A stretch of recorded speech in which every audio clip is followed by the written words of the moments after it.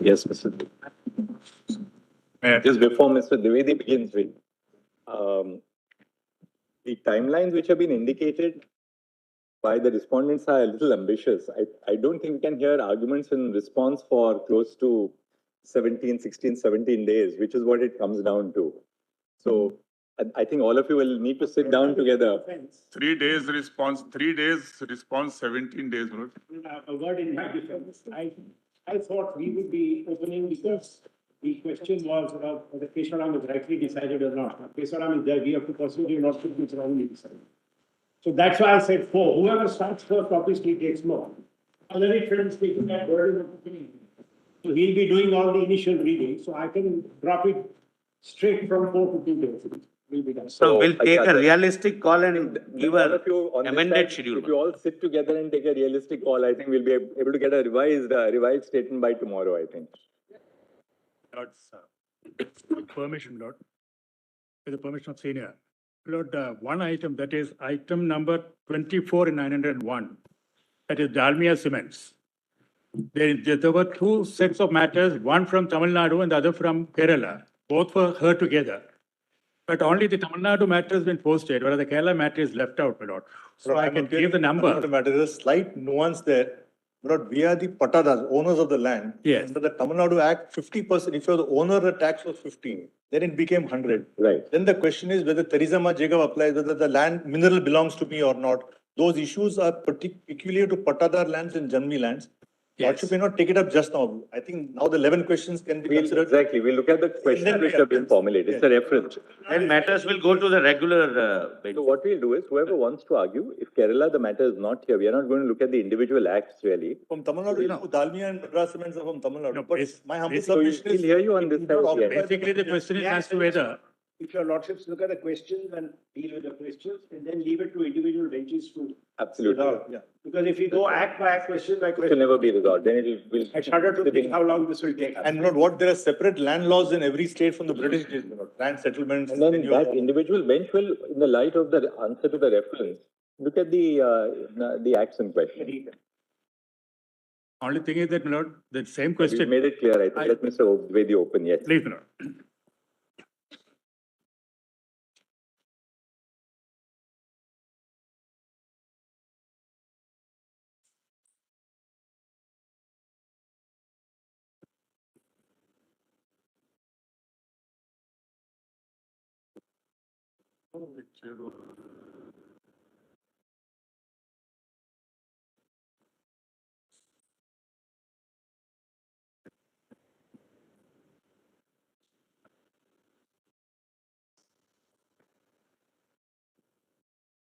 Wait, please, Mr.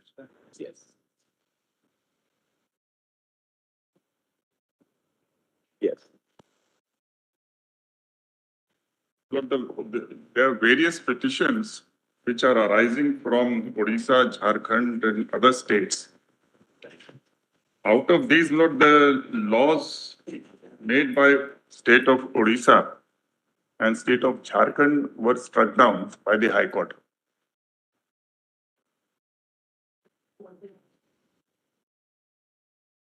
I am appearing in the matter, my lord, of state of Jharkhand,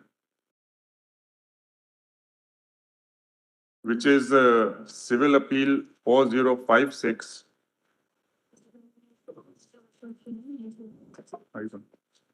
4056-4064 of 1999.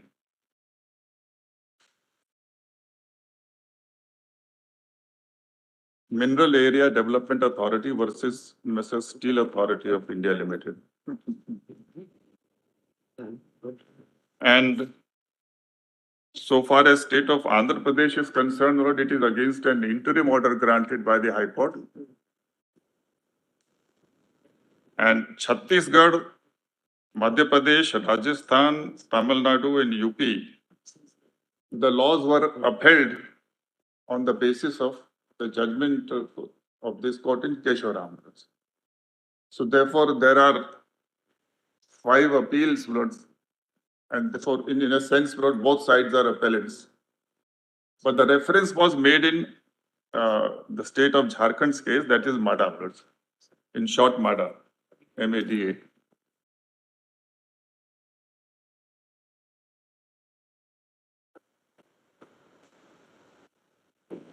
If I may place, my lord, the reference order.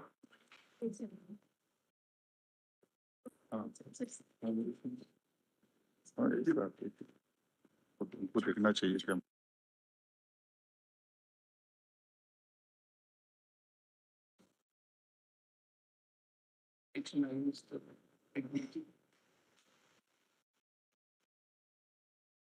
Page 9. PDF number.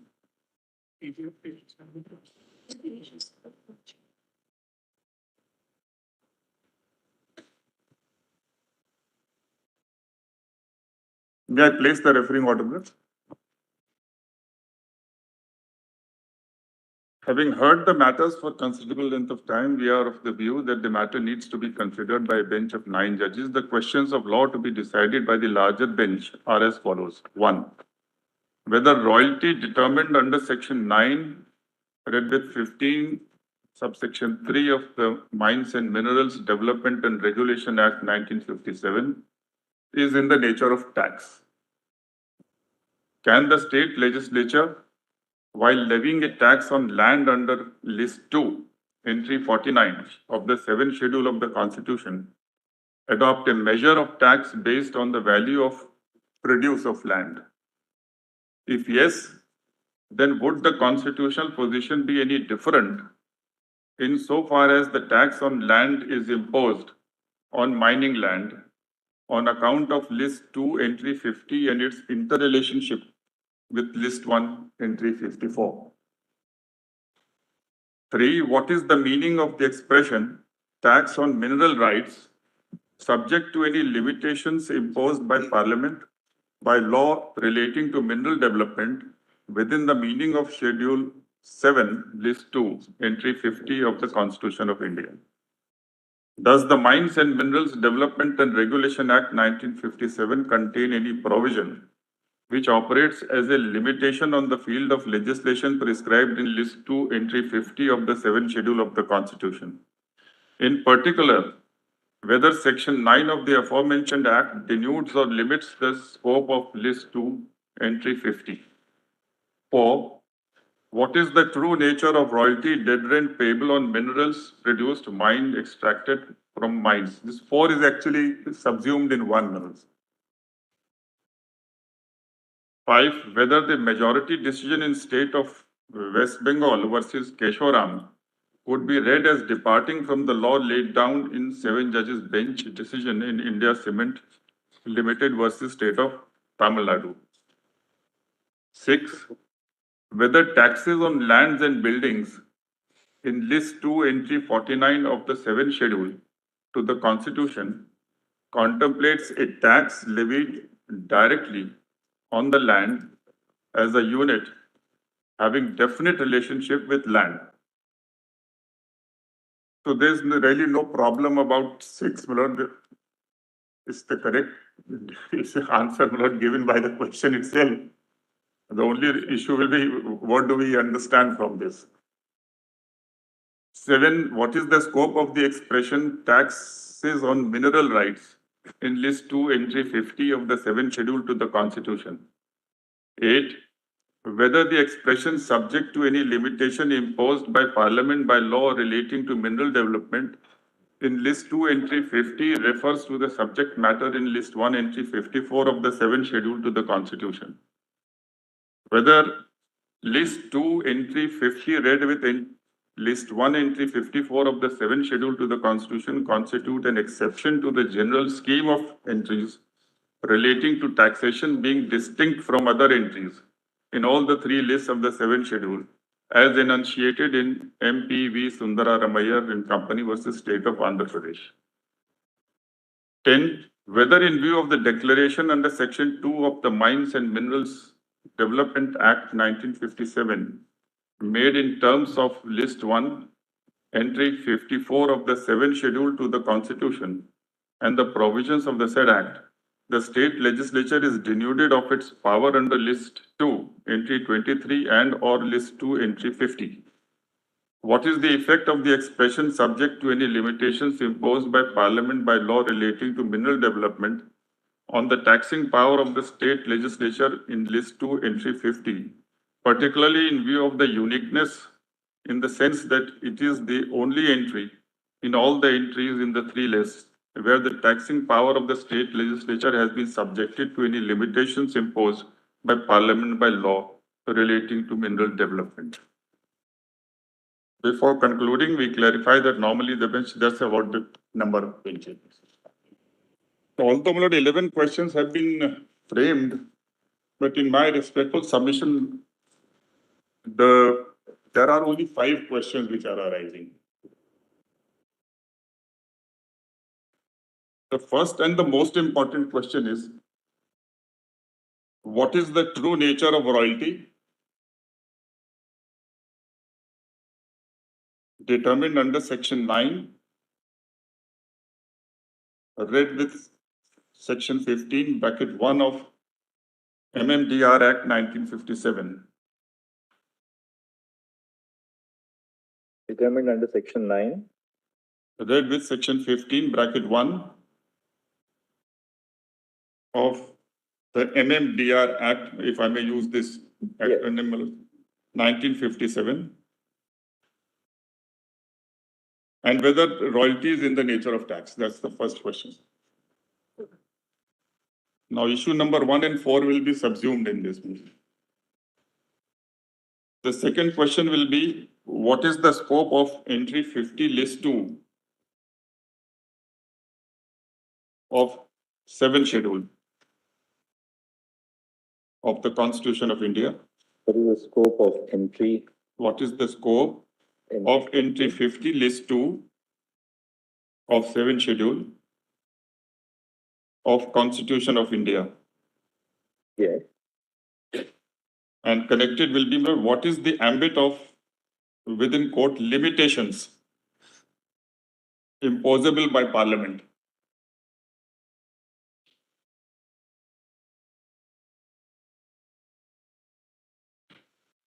In exercise of its legislative power under entry 54 list 1.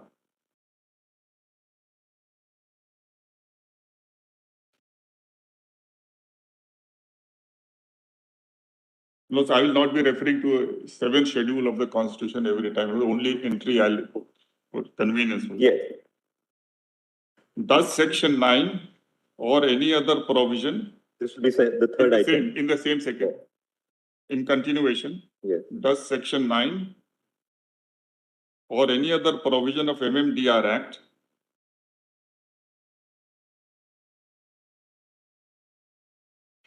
contain any limitation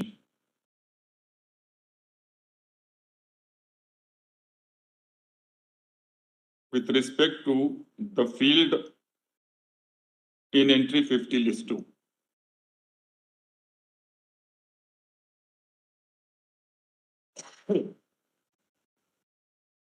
The third is, Manoj.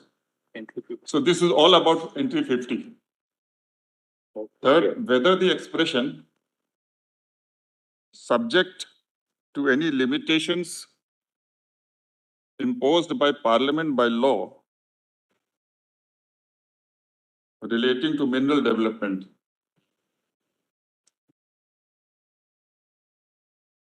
is subject to till development can be put in quotes, subject to any limitations imposed by Parliament by law relating to mineral development in entry 50 list 2.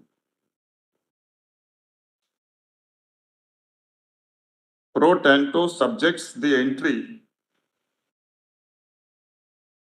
Pro tanto subjects the said entry to entry 54 list 1, which is a non-taxing general entry.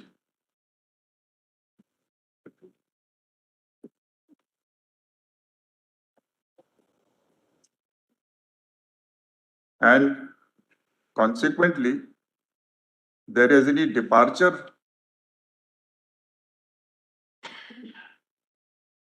from the general scheme of distribution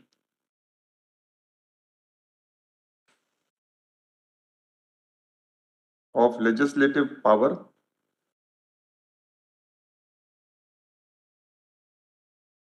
as enunciated in MPV Sundara Ramayer's case, that is 1958 SCR 1422. 1958 SCR 1422.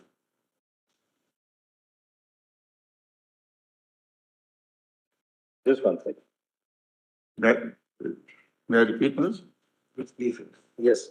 What is the citation of, can you repeat this? 1950. Consequently, is there a departure from the From the general scheme of distribution of legislative power, as stated in MPV Sundaramaiah? as yes, 1958 SCR 1422. And the fourth question is, what is the scope? What is the scope of entry 49 list 2?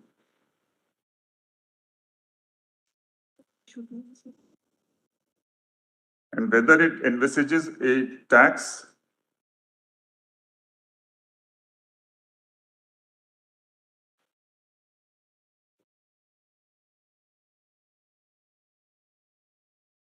which involves a measure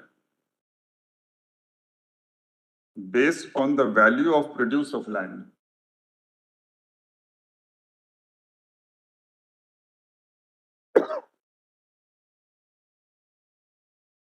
Measure on the value of the produce Of land. And in continuation, would the constitutional position be any different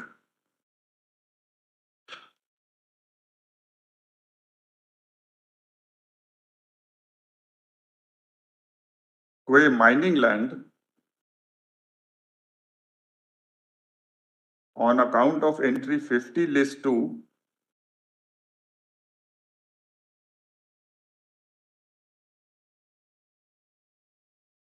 read with entry 54 list 1?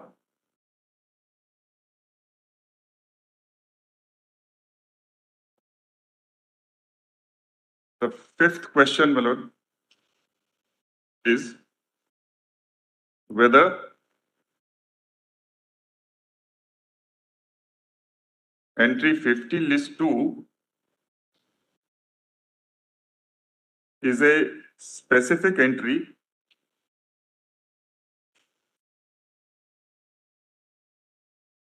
in relation to entry 49 list 2.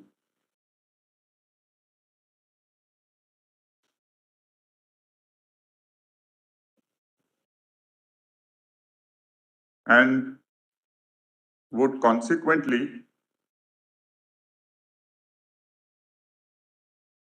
abstract mining land from the scope of entry 49 list 2. Consequently.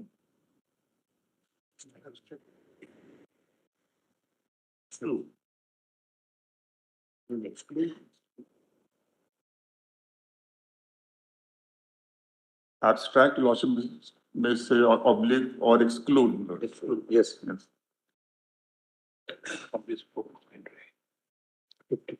And the sixth question is,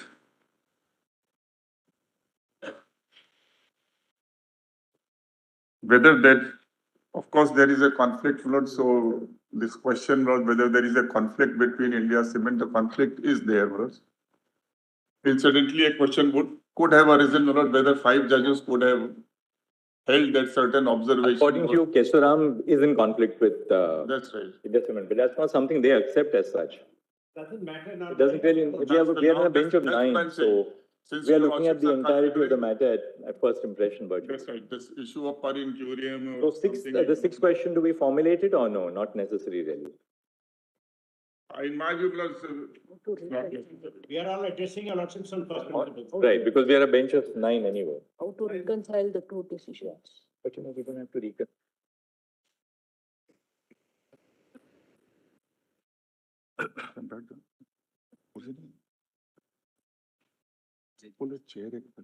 But as your lordships have been pleased to observe, while that may, your lordships made an observation with regard to the fifth question, whether that will arise at all or not. No, it is true that since 9 of your lordships are deciding the issue afresh,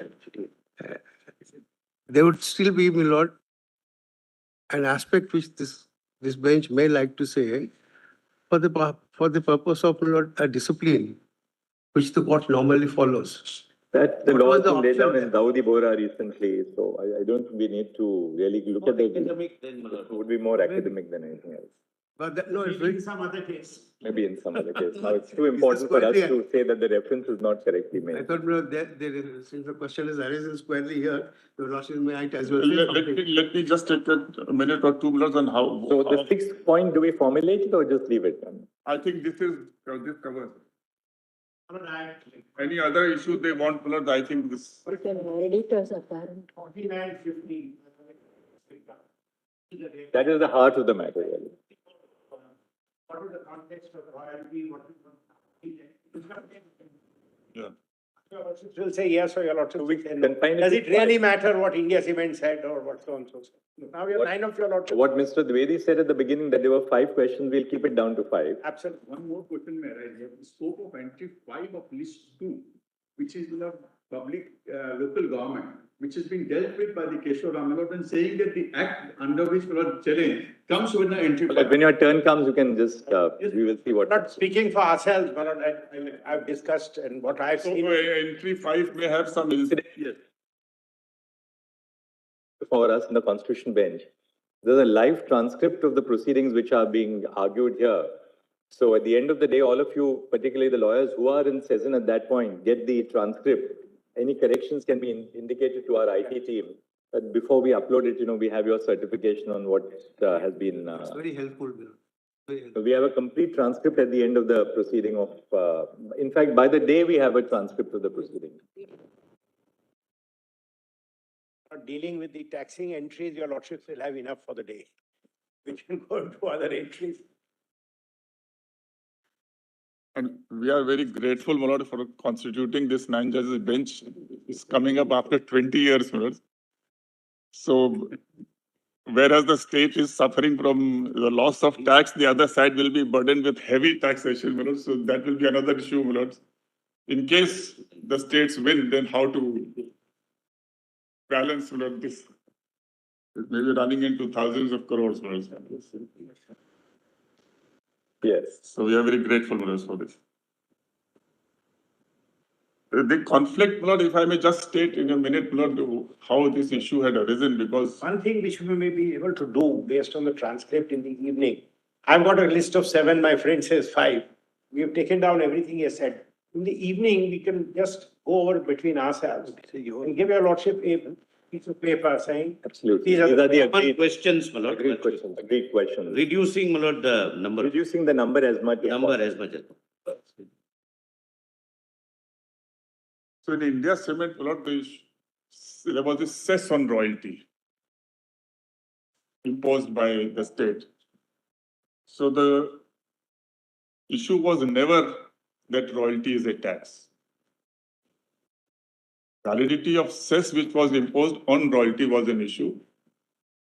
And perhaps that case could have been disposed of, as Mr. Sirwai has said in his book, that royalty is an income, my lord, which the state derives from as a part of the sale profits which the lessee gets from the sale of minerals. So it would have been invalid on that ground, but then the court went on, my lord, and at one place in para 34, it said royalty is tax in the first sentence. Instead of cess on royalty is a tax. Because the issue was, what is this cess? There was no issue at all whether royalty is tax or not. The issue was only cess, and there was no argument also. But yet in the first sentence of para 34, though it noted that 4 high courts have held royalty is not tax and 1 Mysore High Court has held that royalty is tax, but it doesn't dwell on that, doesn't consider, my lord, which is right, which is wrong, no observations. Para first sentence, it says royalty is tax. In the last sentence, it says that royalty is a return for the use of. So there was a contradiction. So when we were arguing, my lord, before the 5 judges bench in Kesharam, and in fact, in 2 earlier occasions before 2 or 3 judges bench, this issue arose that there is no discussion in this and erroneous and this is contradictory and seems to be a mistake. So first bench, my lord, in Odisha Cement bypassed it, didn't answer. In the second bench, my lord, in Mahalakshmi Fabrics, they said no, there is enough material to show that royalty is tax in that judgment. So in Kesharam's case, they discussed the whole concept of royalty, which was also not discussed in India Cement. So having discussed the entire concept and all the judgments, including of high courts, that royalty, what is the nature of royalty, and then they concluded that it's a return and it's not a tax. In the process, they went into this question how to deal with para 34. They said that they summoned the original file and original judgment, which was earlier also summoned in the earlier cases. So this was a very live question bothering the court continuously. So they said that the word "cess on" is missing in the first sentence. If that word is inserted, then it becomes a consistent judgment. Or whether 5 judges should have done it, I did request it should go to a larger bench. But then that's how it is. But the sentence is really tricky, as you have rightly pointed out in Yes. paragraph 34. That's right. The first sentence says that we are of the opinion that royalty is a tax. That's right. And then the last sentence of the same paragraph says Not a royalty tax on on land, not a but a tax. payment for the user of land. So And or there are earlier paragraphs also where they consistently say it's a user on return on the user of land. And they, but then that's how this one sentence it completely derailed the whole thing. Thousands, so many other judgments came which followed India Cement, and based on royalties, tax, the laws were struck down. Now, so that's how the mistake arose. And when we were arguing this matter, although in my case, Jharkhand royalty really doesn't come in, but High Court had relied upon India Cement and the other cases based on that. So therefore, this issue came up again, and Chief Justice Kapadia felt that how can 5 judges say that it's a mistake and correct it, should have gone to 7 judges, and that's how we are before Lordship. So now that we are before Lordship, it's unnecessary to decide whether they can or not. I don't mind, however, a Lordship can observe. I think it would be clearly permissible for a subsequent bench if it notices a clear contradiction and tries to harmonize the first and last sentence and says that if you just add cess on royalty, it becomes consistent with the whole. That's how. Actually, in what context royalty was held to be tax in the Mysore High Court judgment will be clear if it is seen that in that judgment what was actually imposed was a license fee. License fee. So if there was a discussion of the facts of the Mysore High Court judgment, Yes. then paragraph 34 probably may have been different. That's right. Absolutely. The issue was whether that license fee could be taxed or not. Yes. In fact, it was. License fee is a royalty in the Mysore High Court judgment. Yes, right. So, however, since we are before a Lordship, that. Now, may I just show, if your Lordship has my written note, where I have extracted the sections involved, because in my case, from Jharkhand, though I will be defending Kesharam, but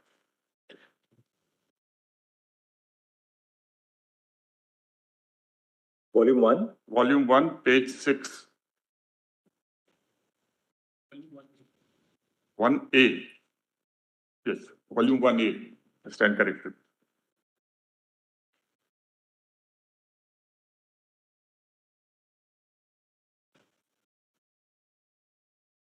Actually, India's cement board sent all the states scurrying to find alternatives to recoup the loss of revenue. Finally, paragraph 4 at page 6. The old section I have mentioned, levy and assessment of cess subject to the provisions of this act and the rules framed under it, the authority shall by notification published. I'm sorry.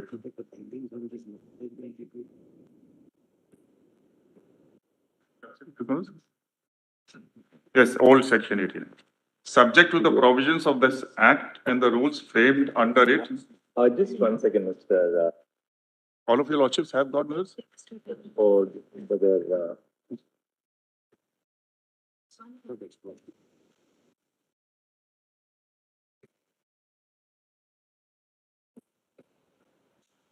I'm in the same position as Justice Bhuiyan.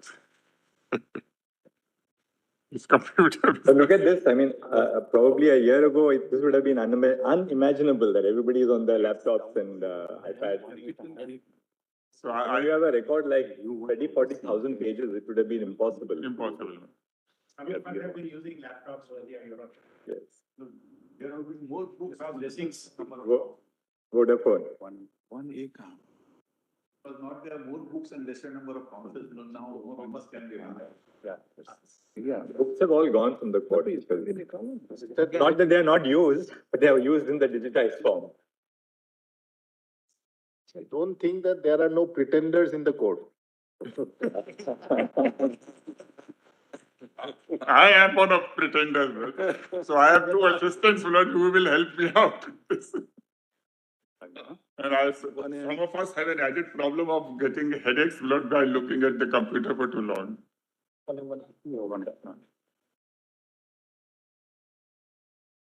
So may I place the whole section? No, this is not under challenge, just for historical purposes.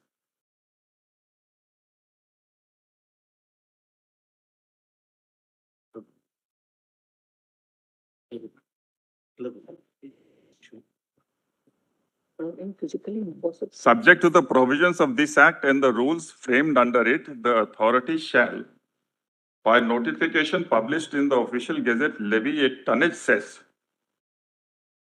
I'm reading para 4. Yes. Tonnage cess assessed on the annual dispatches of coal and coke from each mine at the rates to be prescribed by the authority with the prior approval of the state government, provided that the rate of such cess shall not exceed 6 rupees per ton without the prior approval of central government. Provided further that the tonnage cess shall only be leviable until provision to the contrary is made by the Parliament. Then there was a royalty cess also. An addition cess at the rate of 5% shall be levied and realized on the amount of royalty to be received by the state government. Additional cess realized under sub-clause 1 shall be transferred to the authority for the fulfillment of its object. Then this was amended with effect from in 1992. Levy, and this one is an issue. Levy of tax on use of land for other than agricultural and residential purposes. 1. The authority shall, subject to the provisions of this Act and rules framed thereunder, levy tax by notification published in the official gazette on land being used by any person, group of persons, company, the central government or the state government, local or corporate body for mining, commercial or industrial purposes with the prior approval of state government, provided that the tax so levied shall not exceed rupees 1.50 per square meter annually for any such land, but such tax shall not be levied on land which is subject to holding tax. So holding tax is identical tax paid on land by the agriculturists. That's why the agriculturists have been excluded. The 2, the state government shall out of the tax so levied and collected determine the amount to be deposited into the consolidated fund of the state government from time to time. So in my case, the tax is not imposed on royalty, nor it is reckoning royalty, nor it is on the annual produce. It is directly and squarely on land and how land is bought and sold per square meter. Qualified by the use of the land. It's on land which is used for commercial, industrial or mining purposes. That's right. So that is to exclude the holding tax which is already on agriculturalists. We don't want to burden the agriculturalists and therefore that's excluded. Now that was one issue, which is not referred to your lordships, which will be decided by a smaller bench when it goes back, namely whether it is a use tax. That was one finding which went against, which your lordships need not decide. But as far as royalty, etc. is concerned, this tax has nothing to do with royalty, nor its measure is based on royalty.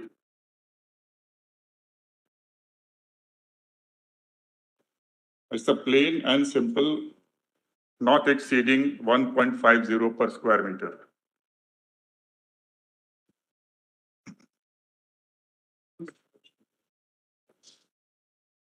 Challenging. So India Cement was there, so it was referred. No, who's challenging this law? I've been trying to fight. Industries and. Some industries. Now, in para 6, I have mentioned the notification which was issued on 11th of February 1993 pursuant to the amended section 89.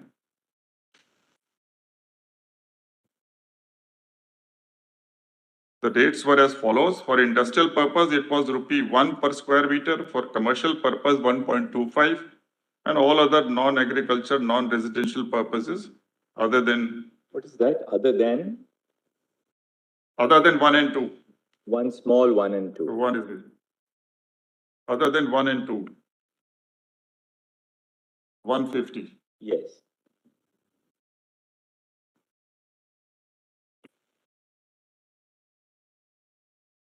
In brief, my lords, at page 8, I have mentioned the findings of the High Court in my case, but I'm not reading it out.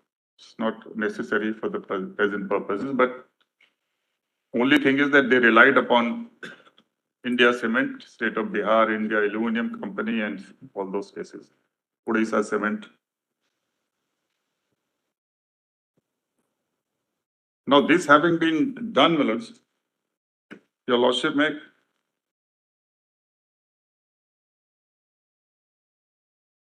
kindly have the constitution itself.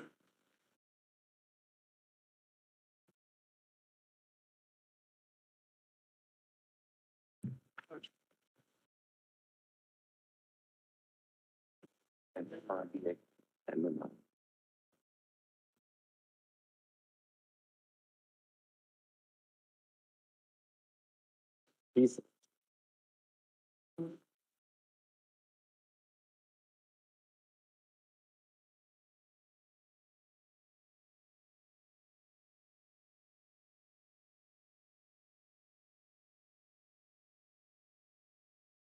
I was just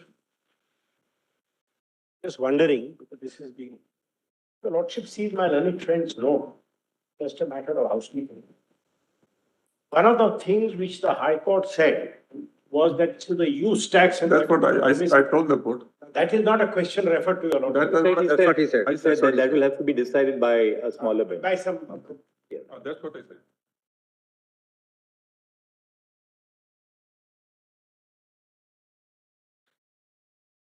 Lord, I'll take your lordship through first to some of the entries which have directly a relationship with the issue. The first of them, Lord, is entry 23, list 2.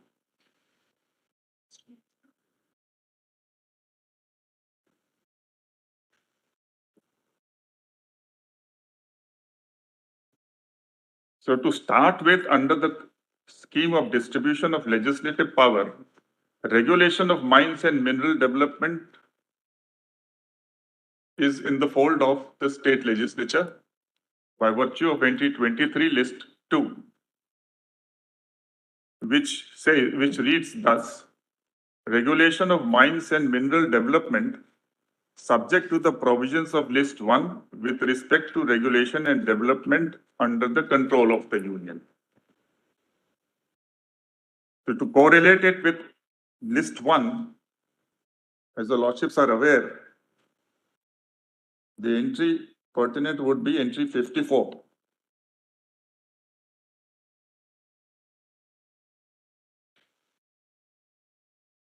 Regulation of mines and mineral development to the extent to which such regulation and development under the control of the union is declared by Parliament by law to be expedient in public interest. So the Parliament must make a law. That's the first prerequisite. And that law must contain a declaration that it is necessary that union controls in public interest. So first law, second is declaration. And the third is, which obviously it can't be a simple declaration and you can't take it out. It must lay down, the same law must lay down the extent to which the Parliament desires to control.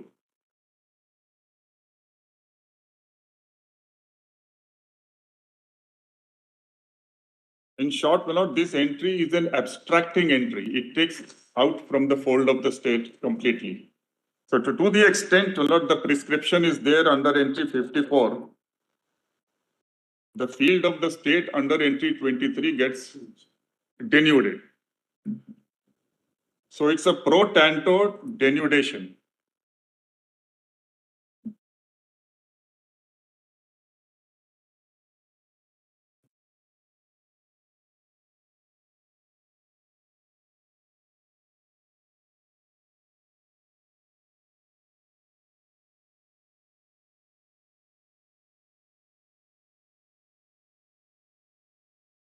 There's a cognate entry, which is entry 53, which does not share the same interrelationship. It does not share the same interrelationship. Entry 53 reads regulation and development of oil fields and mineral oil resources, petroleum and petroleum products, other liquids and substances declared by Parliament by law to be dangerously inflammable. So this is an independent entry.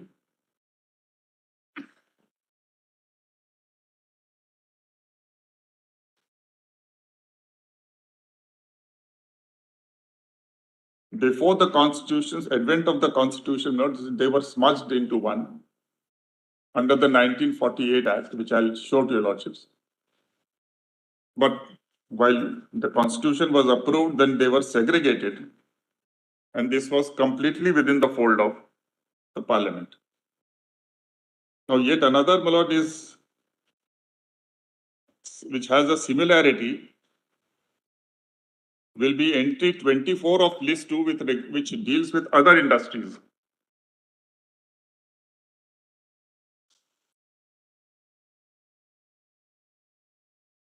Entry 24 list 2, which reads industries subject to the provisions of entry 7 and 52 of list 1.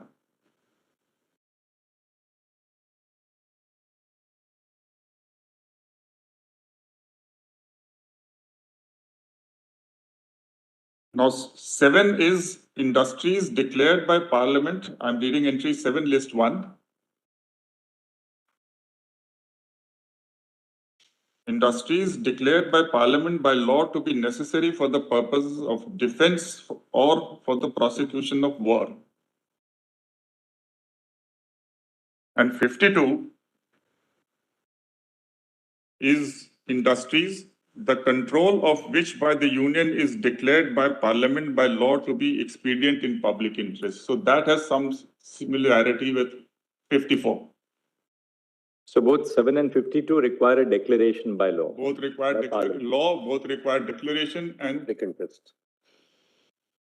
And public interest. Now 52 doesn't use the word to the extent to which. But in Ishwari Khetan's case, not and very rightly, they said that that is implicit. Entry 52 also, when you are making a law and you are abstracting, then how much you have extracted has to be specified in the law. So that was held to be implicit.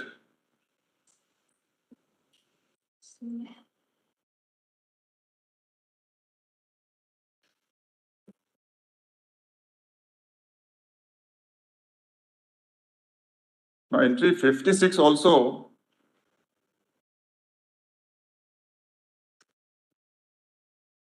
carries a similarity, but not pertinent.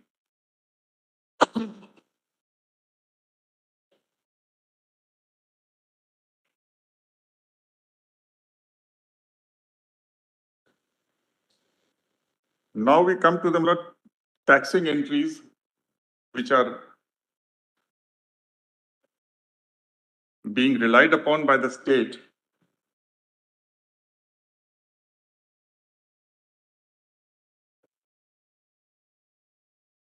The Lordship turns to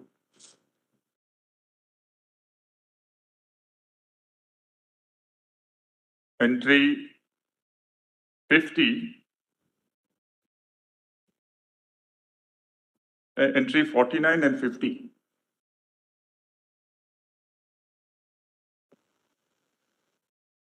Entry 49 is tax on lands and buildings.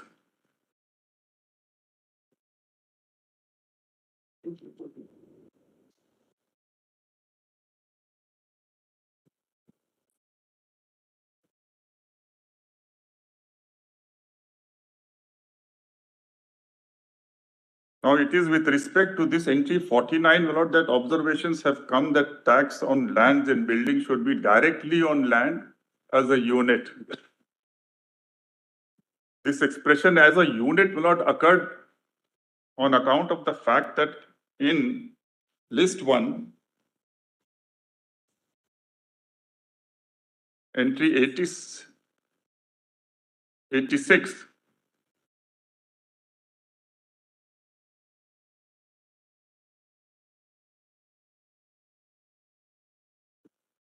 taxes on the capital value of the assets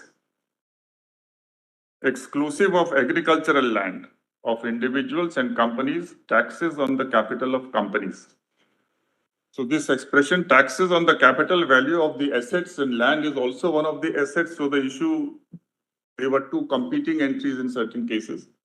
And consequently, the court said that no, even if land is being included in entry 86, it is along with all the other assets. So therefore, it is a composite tax. Whereas tax on land and building in entry 49 is as a unit. Means as a unit, therefore, only connotes not that individually on land and building, not along with other assets which a party may be owning. In contrast to a composite tax under 86, it was a tax on the unit of land. In my respectful submission, this word as a unit doesn't indicate anything else.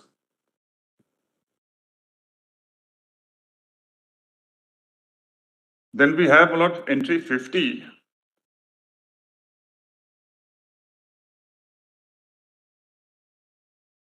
Taxes on mineral rights. Subject. May I place entry 50? Yes.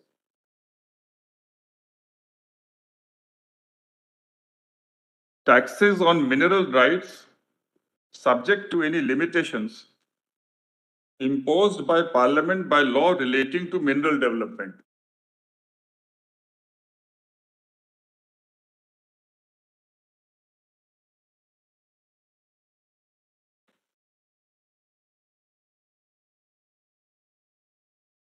So based on this, two questions would be arising. What is this mineral rights?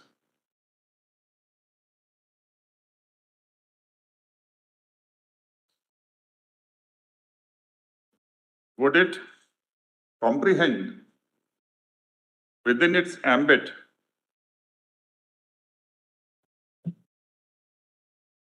the leased area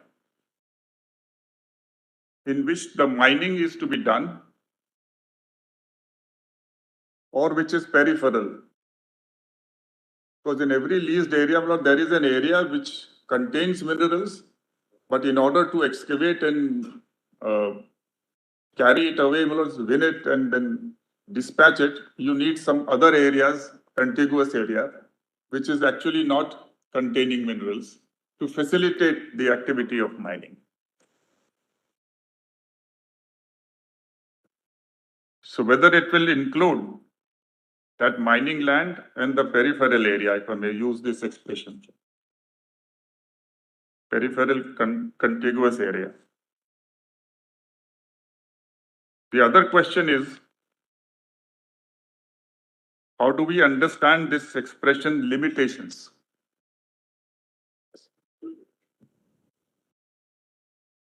Does this expression limitation enable Parliament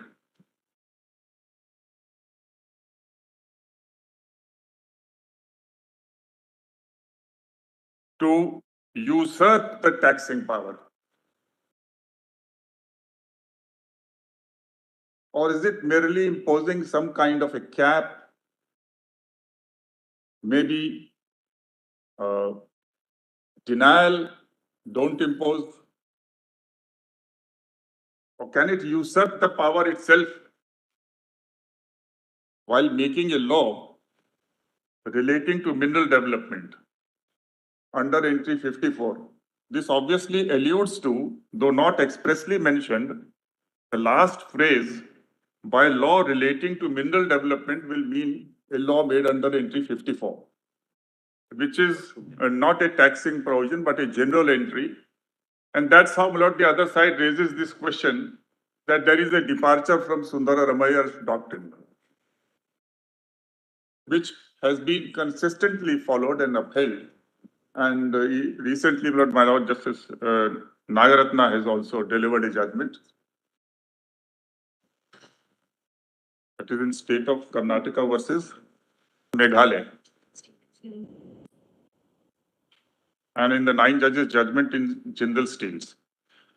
So doctrine of Sundara Ramayya is well entrenched, not departed from, dissented from by any learned judge in any case. Which really postulates that the taxing entries are separately delineated. That's right. There is no overlap. One, that the taxing entries and general entries are separate. Two, that the taxing entries as between the two lists, 1 and 2, they do not overlap. So, and the third is that the general entry does not contain a source of tax. Now, positing this, would it be permissible, therefore, to say that this limitation, which will necessarily be imposed under entry 54, because if it involves usurpation of taxing power, then entry 54 becomes a entry which is, as the other side says, sui generis, or it stands apart from the general structure and division of powers. The question is whether a taxing power can be read into a general entry. That's right. Impliedly. That's right. By extending something from the taxing entry in list 2, we make the list 1 entry a taxing entry, which is actually a general entry. The consistent position in law is that the power to tax is identified separately in the list, and therefore a general entry in the list will not include within it a power to tax. Yes. So therefore, this limitation can only means putting a limit, because minerals are very important. No dispute between the parties here. They will also emphasize, I am also conceding. Minerals are very important, right from defense down to so many other things, the infrastructure industry. Every industry needs steel and iron and so on, ingots and.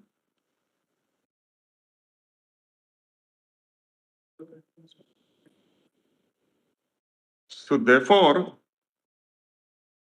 minerals rights are certainly very, very important.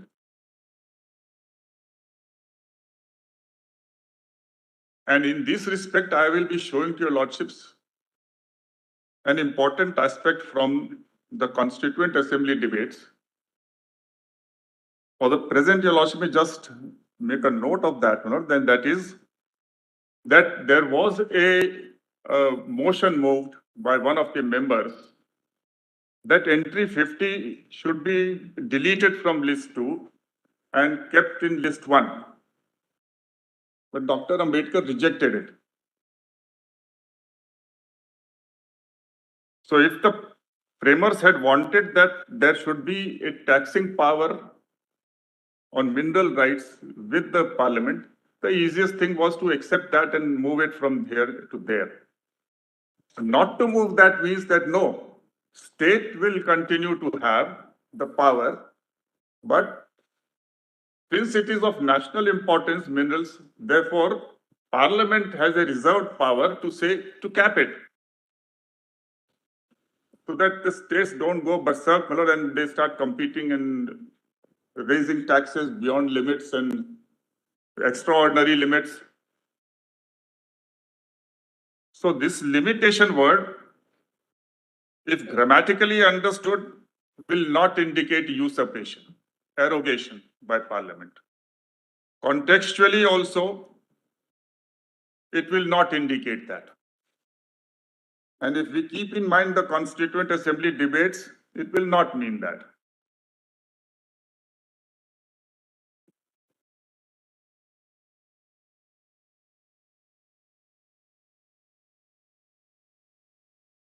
So whereas, my lord, now there is a fourth doctrine that all the entries must be liberally construed.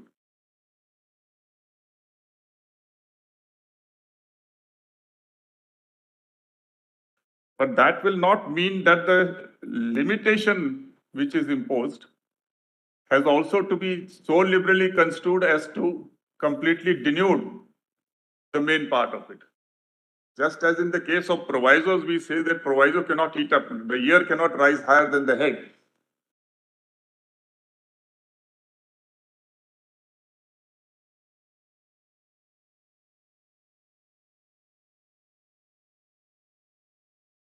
So the entry has to be liberally construed, but the limitation or restriction has to be construed naturally, by natural words, whatever they mean. I'm not saying that you squeeze the scope of limitation.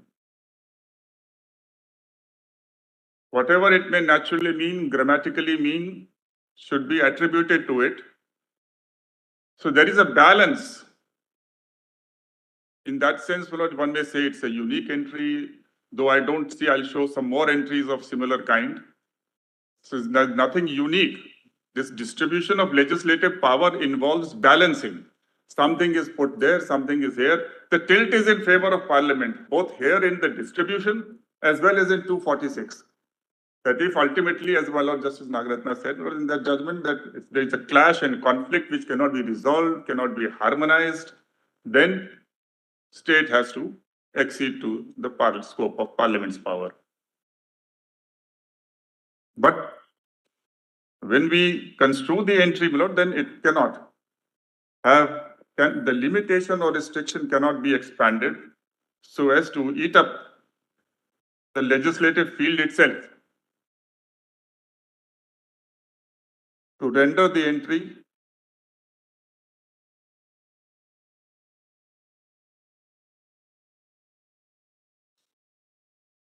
yet another aspect is, my Lord, should not this limitation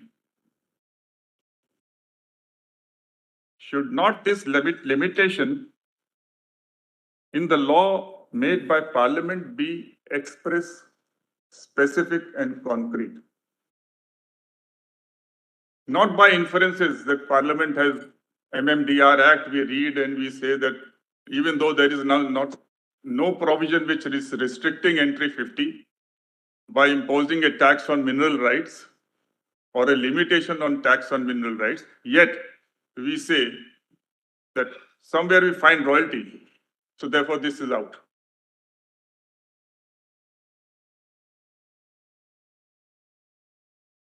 So the limitation, Parliament must apply its mind, consciously impose specific and express provisions in its law in order to limit it. It should not be difficult for Parliament to say that a tax imposed under entry 50 list 2 will not go beyond this.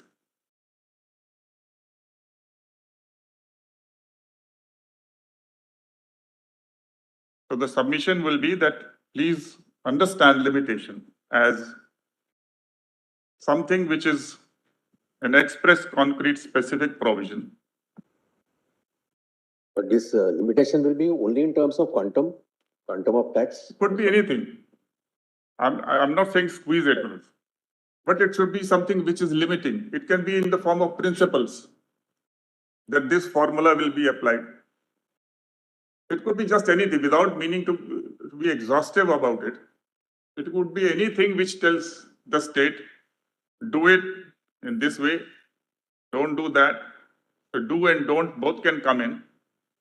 Should be in the context of mineral development. Mineral, To encourage certain minerals to be extracted. yes. For the initial years of a lease, there could be a tax holiday. Could be, no? They can say that for 5 years you will not impose a tax. Yes. They may even say, my lord, that let's say some war is going on, my lord, and for this interregnum period you will not have it. So I don't mean to be exhaustive. All I mean to say is in the negative sense that you can't expand limitations so as to say that not the state, Parliament will. That's my limited purpose of. But your first principle remains. Yes. You have to enact a law, Yes. and only by enacting the law, you can limit. Limit. It can't be a matter of inference. No. So Or it has to be interpretation. specific, express. We will not derive it from the nooks and corners of MMDR Act, my lord, that there is a limitation on this. The limitation which Parliament can impose is a limitation in the interests of mineral development. Yes. It's not expressly a limitation on the taxing power only, but Parliament may well come to the conclusion that a limit on the taxing power of the states is necessary to ensure For mineral mineral development. development. I stand corrected. So it's not in that sense a taxing and the taxing power of the state which is restricted by a taxing power of the union. It's a taxing power of the state which is restricted by the general regulatory power of the union in that area. And this entry itself says by law relating to mineral development. So in other words, Government is in the interest of mineral development, correct. and that imposes a restriction on the taxing power of the state. So if, correct, now if, I agree with that. Now, Parliament need not expressly say that it's doing so in the interest of mineral development because it is making a law which is in the interest of mineral development. But it must have a provision which is clear, specific and express, and intention is clearly flowing that it intends to limit this taxing power of the state. And the bottom line is mineral development. What is the concept of mineral development? so, like mineral development will also involve conservation of minerals. How much mineral is to be extracted? It will also involve in what manner the minerals are to be used.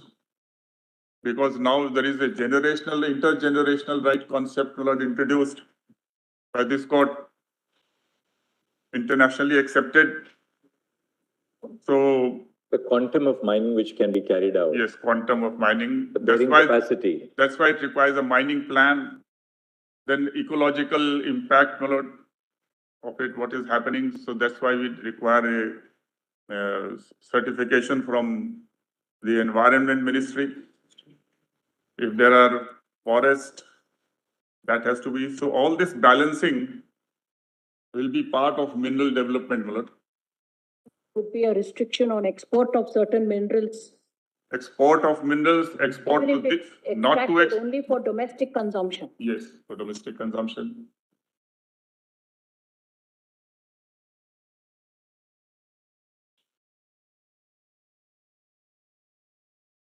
So that may be the width, but what I understand from my Lord Justice Oak's question was that independently of what we understand by mineral development.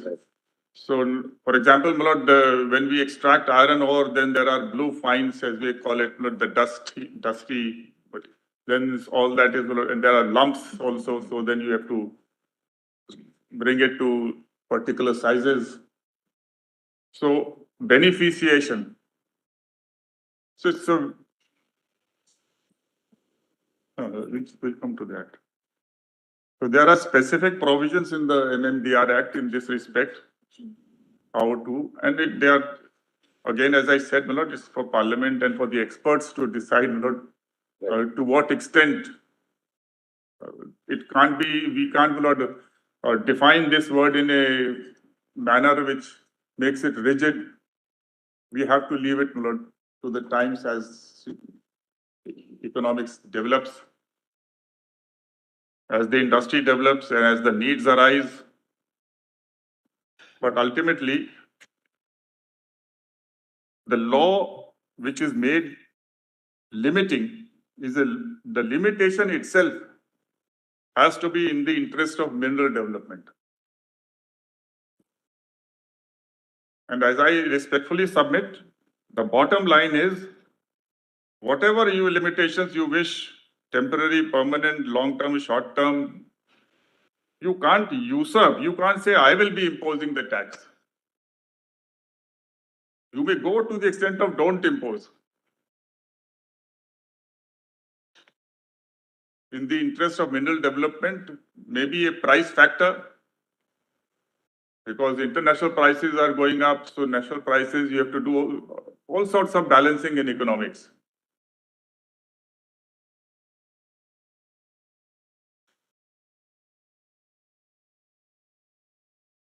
So you may say, stop, don't do it, don't impose, temporarily or permanently, whatever.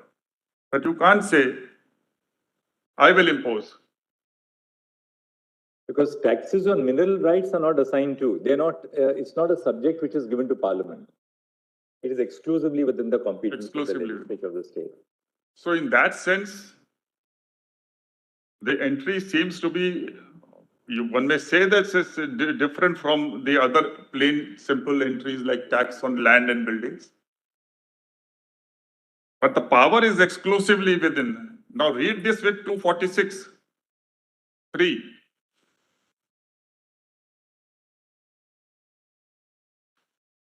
Any idea of usurpation goes against the grain of 246.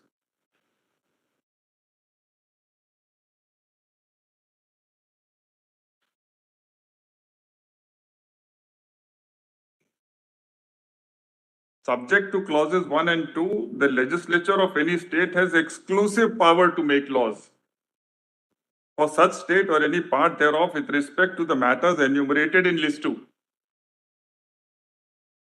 So any idea of usurpation goes against the grain of this exclusivity. At the same time, you have to see what in pith and substance is the imposition. Yeah, that can always be seen. Because labels will not decide the substance.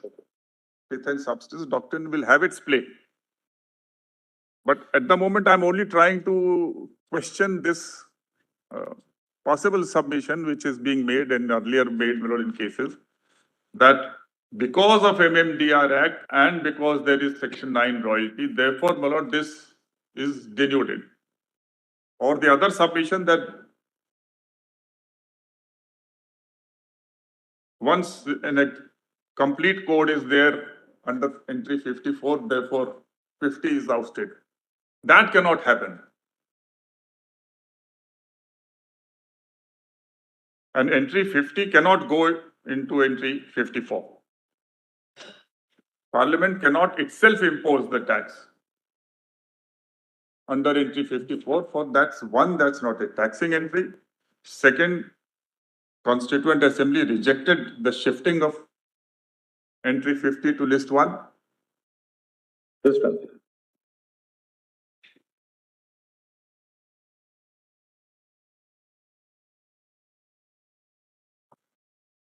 Entry 54 of list 1 is not a taxing entry. Non-taxing entry. And secondly, the Constituent Assembly rejected the shifting of entry 50 to list 1.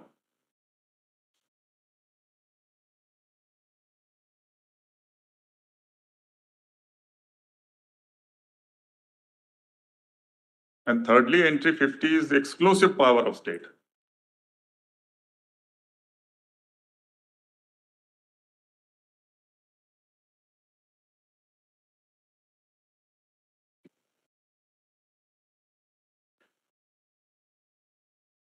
And fourthly, limitation word by its very nature, considered naturally and grammatically, cannot result in abstraction of taxes on mineral rights into the fold of Parliament.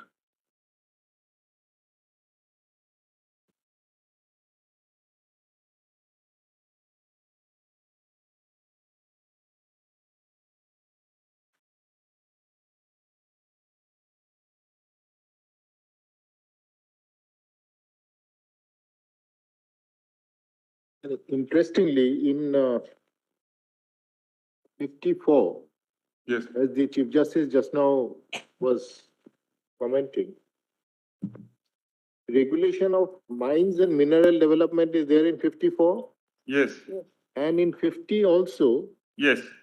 Parliament by law relating to mineral development. So So that- this expression is used twice That's right. in both list So one and this, list two. this indicates that that limitation must Limitation come is- under entry 54.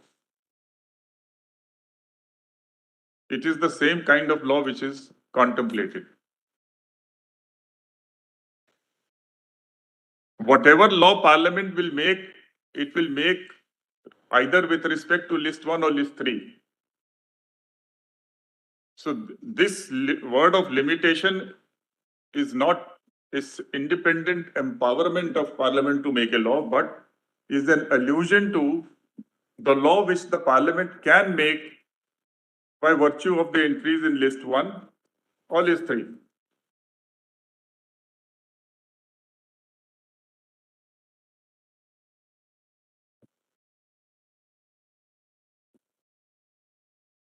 Otherwise, we will. Parliament can really, in that sense, impose a restriction on the taxing power of the state. But the taxing power still continues to vest with the state. That's the humble submission. Always. And taxing power cannot be dollars.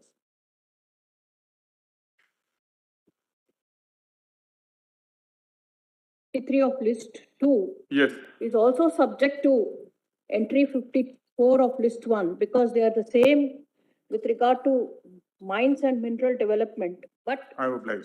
it is subject to, Subject matter is identical. but subject to list one, That's right. entry 54. That's right. So law will be under list one. The only difference, Lord, with if we compare 23 with 50 is that 23 does not use the expression subject to any limitations imposed there. The entire entry is subjected. It is subject to the provisions. Yes.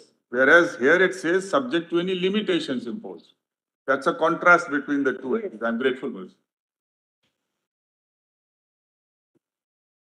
Now, this entry, Lord, in no way, entry 50 list 2 is not in any sense unique. Kindly have 57.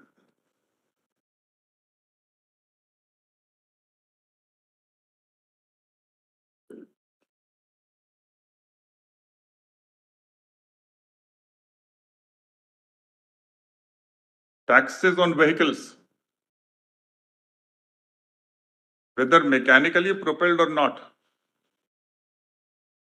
suitable for use on roads, including tram cars, subject to the provisions of entry 35 list 3.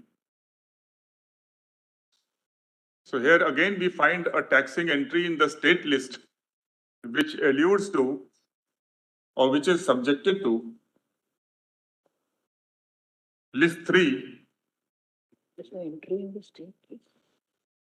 which apart from fee doesn't contain a taxing power.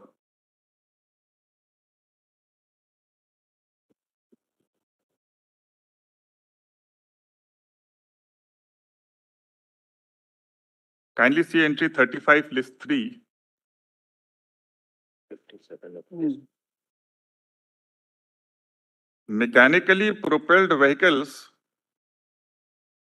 including the principles on which taxes on such vehicles are to be levied.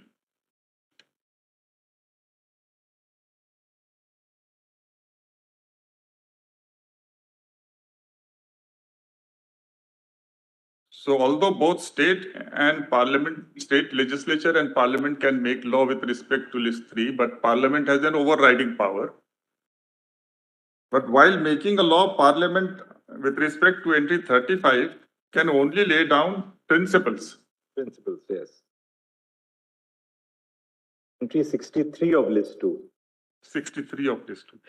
Rates of stamp duty. Stamp duty in respect of documents other than those specified in provisions of list 1 with regard to rates of stamp duty.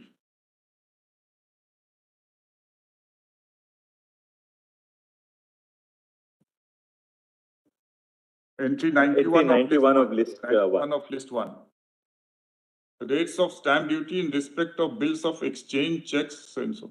But in case of this 91 and 63, once these documents are actually out of the fold, only Parliament can Right. impose tax. Whereas so far as 50 and 57 are concerned, the power of Parliament is limited. In one case, limitation word is there, in other case, general principles.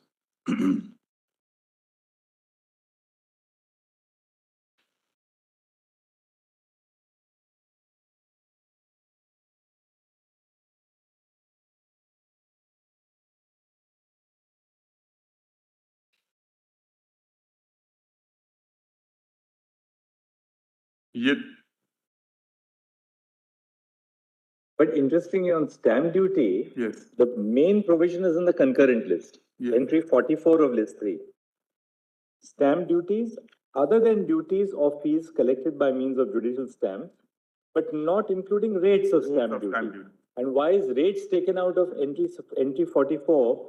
Because the rates in respect of some documents are introduced in the union list. Yes. Rates in respect of all other documents are introduced in the state list. That's right. But the power is a concurrent power. Yes.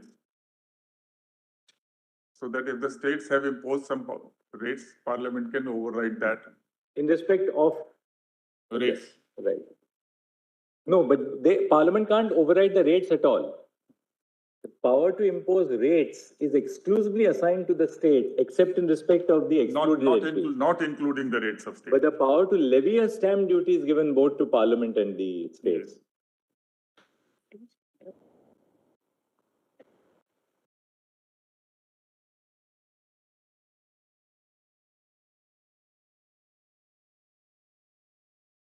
Now, kindly also, there's another interesting entry in list 1, which is 32.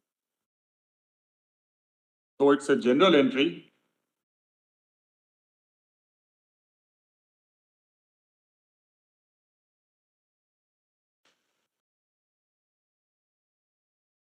Property of the union and the revenue therefrom. Lordships have this entry 32. Yes. And the revenue therefrom, but as regards property situated in a state subject to legislation by the state, save in so far as Parliament may by law otherwise provides. An exception to an exception. Yes. So ordinarily it's the states, but if the Parliament does not want the states to do that, then it provide otherwise. Now, all this provision otherwise, the reason for alluding to this is that Parliament by law otherwise provides, again, these have to be specific, concrete, express. They can't be by inferences, by mere implications. At best, there should be a strong implication. One other interesting aspect which would support your submission is entry 97 of the residuary entry. Yes. Of list 1, which says any other matter not enumerated in list 2 or list 3, including any tax not mentioned in any of the lists. So if a tax is mentioned in any other list, then Parliament can't exercise the residuary power of legislation to enact that tax. Even under 97, it cannot. And this has to be read with Article 248. 248 is pertaining to the residuary powers.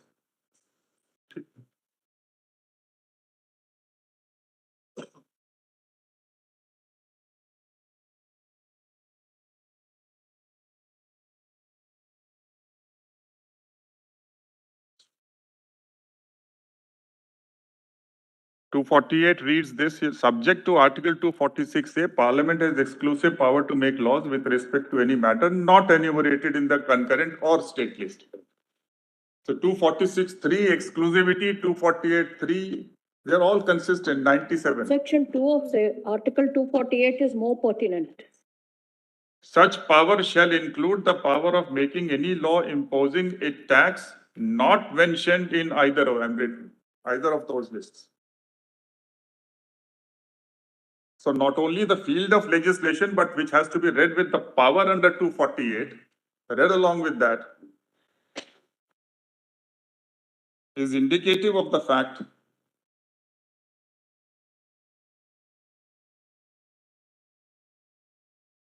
that there is no arrogation of taxing power reserved for the state contemplated.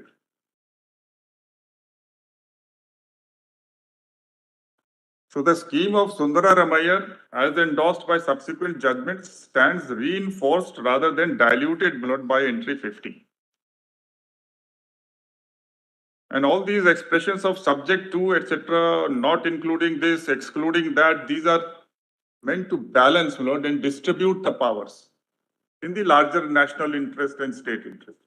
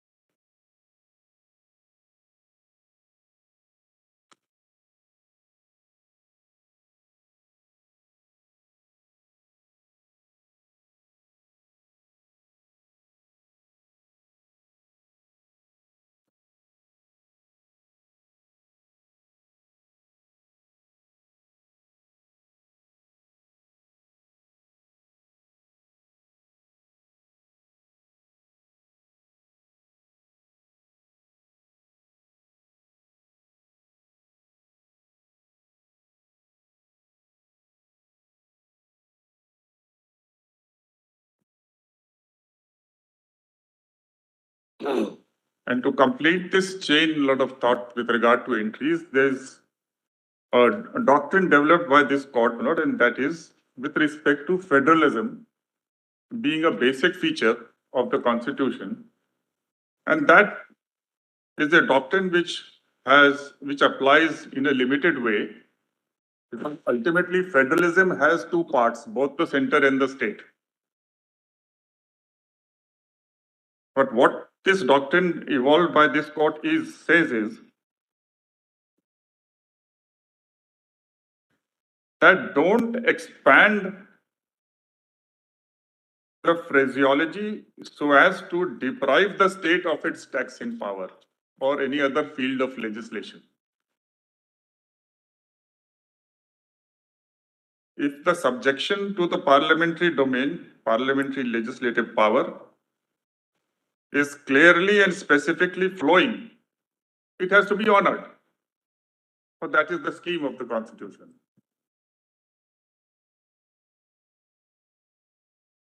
But if there is that doubts or ambiguity, etc., then the effort should be to preserve the state's power rather than rule in favor of its denudation, which I will show one of the judgments. So that completes the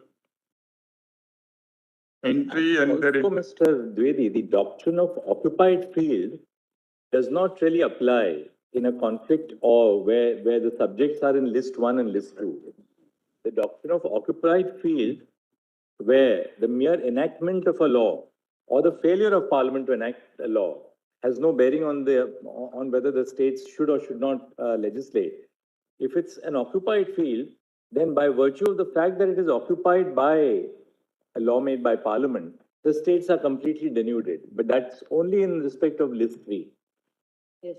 So, yes, this expression occupied field, your lordships have deployed in two senses.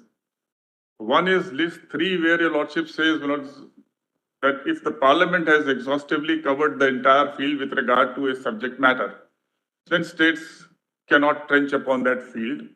And if the states have already made a law in that, then it will survive only to the extent it is not repugnant, and Article 254 becomes the key to resolve it.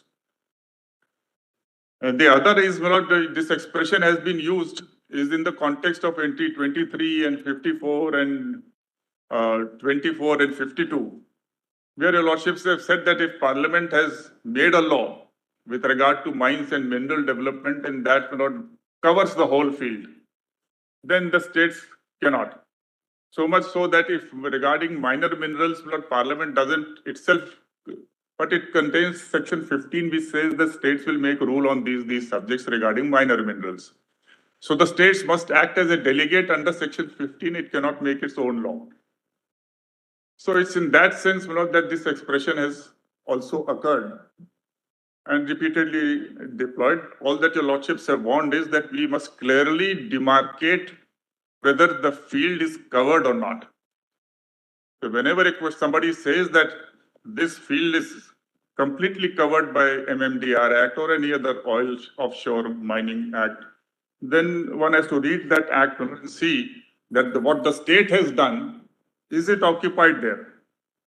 If it's not occupied, then state's law is good. That is why it says to the extent to which. To the extent to which, I'm reading.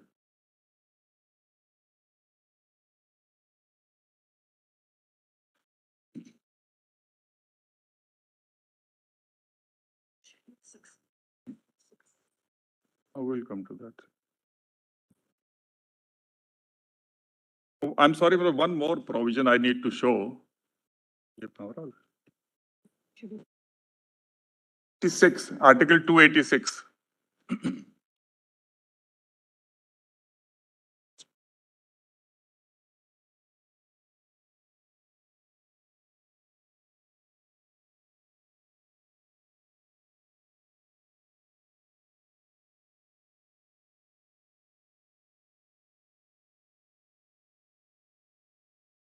I'm more concerned with 286.3, but I'll read the whole of it so that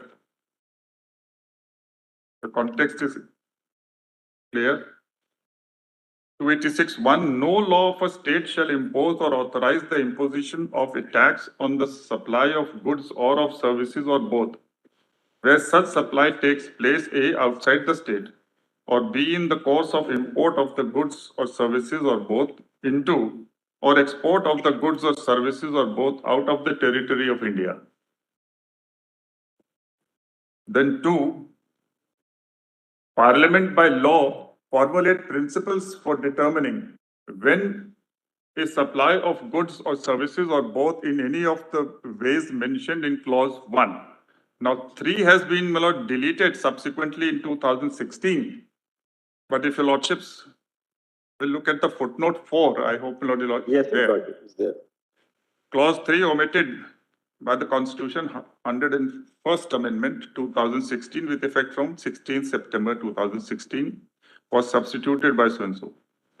3. Any law of a state shall, in so far as it imposes or authorizes the imposition of a tax on the sale or purchase of goods declared by Parliament by law to be of special importance in interstate trade or commerce, or B, a tax on the sale or purchase of goods being tax of the nature referred to in subclause B, C, D of clause 29A of Article 366.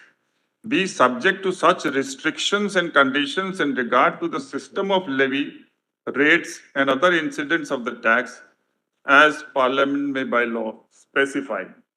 So entry 54,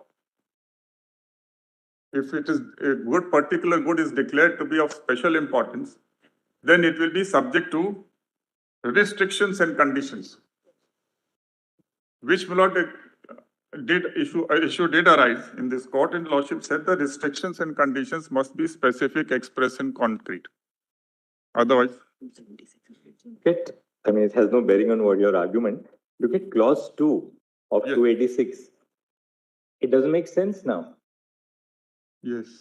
Just see, it says Parliament may by law Formulate principles for determining when a supply of goods or services or both in any of the ways mentioned in clause 1. So it's, you know what happened was, now see footnote 33. Yes. The original word was sale or purchase of goods takes place. While making the amendment after the GST legislation was enacted, Yes. they deleted the words takes place. The words takes place should have been retained in clause 2. Yes. Otherwise, clause 2 has no meaning now. Okay. As Mr. Sarvis is a fossil. But Yes. but they by mistake, the draftsperson took away the words takes place also from Yes. 286(2). But maybe by formulating principles, it can be brought back, my lord. Formulate principles for determining when.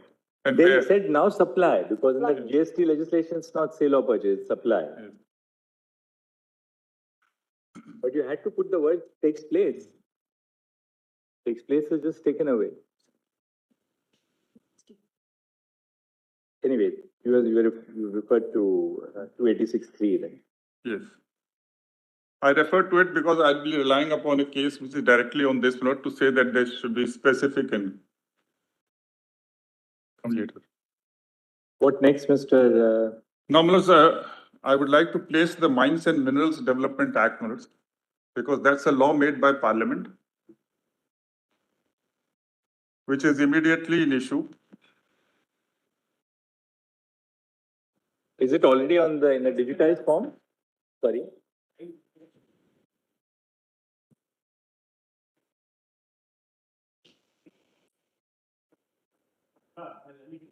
I don't think there's anything he has said which is controversial from what I've heard.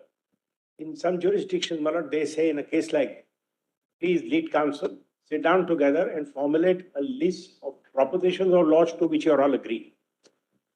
So then one of them reads it and that's it. And then focus your submissions on what you don't agree on. So I think we can do that, we've also taken down what Mr. Dwivedi has said. No, like my friend is arguing. We could all say we agree to all this. And you don't need to go over a lot of... So perhaps on your side, you could tell us tomorrow, at least we can implement it in part, so that you would have, now anyway, we have taken an hour plus, on what are those propositions about which there is no real dispute over here on this side completely. Or maybe after I finish, Melissa, they may not dispute anything. Which makes it quite possible, because we are actually running on parallel tracks.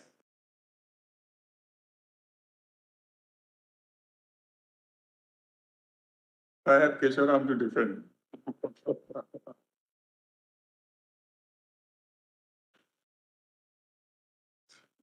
Yes. Is the MMDR Act in the digitized form also, or?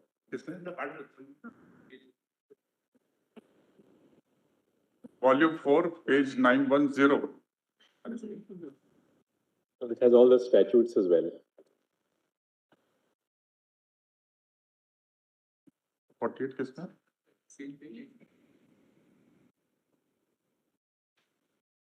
Kindly first have page 891, Milord. There was a predecessor act which will have some relevance. You're showing 48, right? 48. 891 in the Yes. volume PDF. No, this was a law made by the Constituent Assembly itself, acting as the Parliament under the India Independence Act 1947.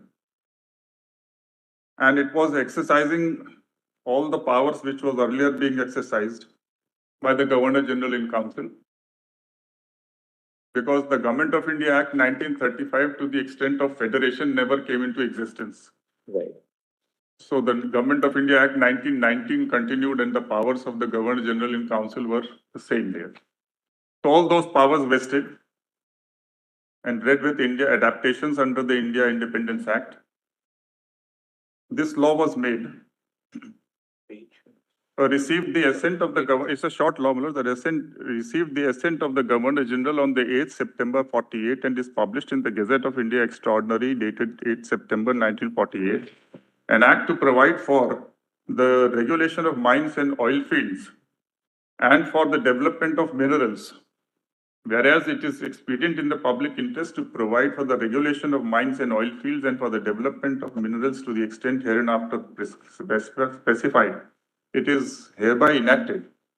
This act may be called the Mines and Minerals, so it extends to all the provinces of India and also to any exceeding states for which the central legislature has, for the time being, the power to make a law development of minerals. Now, Lordship, see that both oil fields and that, they are covered by this. Same, they were not separately dealt with. Section 2 contains a declaration, but it could not be a declaration under 54 because Constitution was not there, and that was one of the problems in. Oh, I'm so sorry.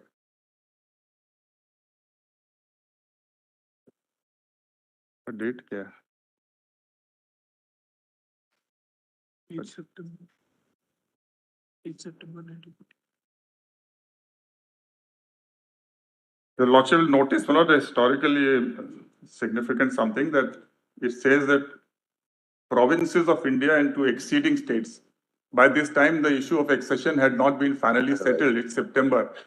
And this Hyderabad and Junagadh and Kashmir issues were still alive. That's very interesting, actually. Yes. So they say exceeding states. And they also say has for the time being the power. Because some states which had exceeded, they had exceeded only on 3 subjects, and some had already stated that they accept the constitution which is coming. So these variations are taken care of. 1950, January 26. Yes. In fact, Goa came much later. Goa was probably Goa, Dadra and Nagar Haveli. Dadra and Nagar Haveli and all that.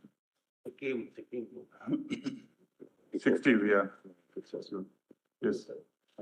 The third 3 is the definition.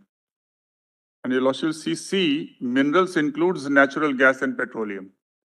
But now under the MMDR, they have excluded it and separate.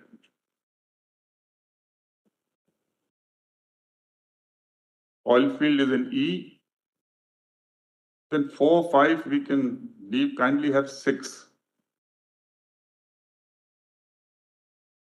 Both 5 and 6. The central government may by notification in the official gazette make rules, I'm reading section 5, for regulating the grant of mining leases or for prohibiting the grant of such leases in respect of any mineral or in any area.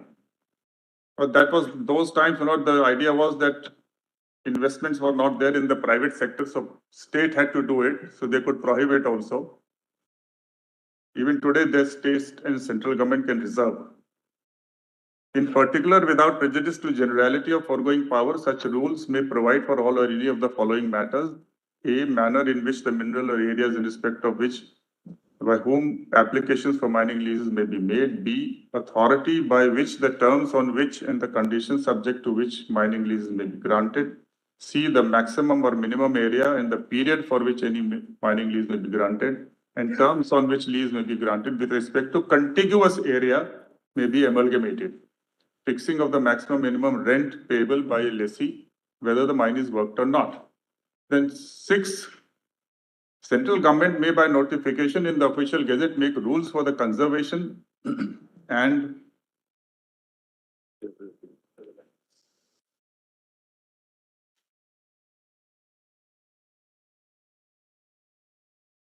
now kindly have I, section 6I. The levy in, fellowship has? Section 6I. 6I, review of. The levy and collection of royalties, fees or taxes in respect of minerals mined, quarried, excavated or collected. Now this is significant because both powers were with the central government.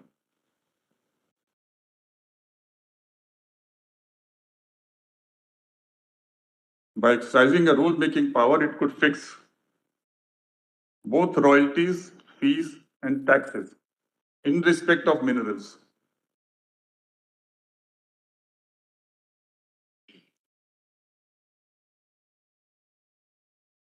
Section 7 pertains to modification of the existing leases.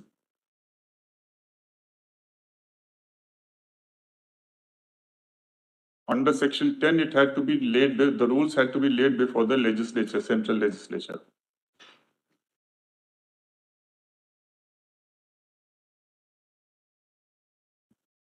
It's a matter of some interest, section 13, that even the crown was bound because at that time we were dominion, Right. not yet declared to be a republic.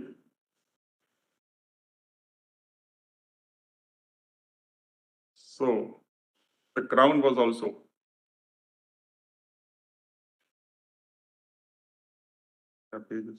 This has a typo. Sorry? Whether There's an error. Whether- Last part. Yes, it's like, You have to count it. this is the typo. That's it. There are two typos in fact, after or also. Or also. Yeah. Why? Listen. Why? 47 actually, these are the rules after this.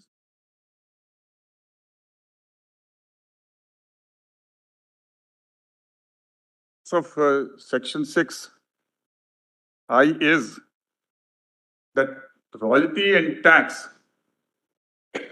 are both mentioned and as powers to be exercised by central government. Yeah. This significance will arise when your lordship sees section 25 of the present act, which talks of recovery of taxes. So, because one of the questions was that section 25 is talking of recovery of taxes, but there is no provision imposing tax. So unless you treat royalty as a tax, the connection snaps. So the reason for mentioning will be evident not even once I place. This explains why section 25 has the word tax.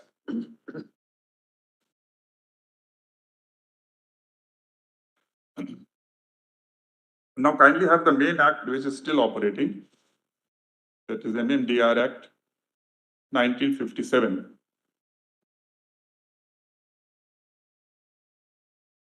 Volume 4, page 910.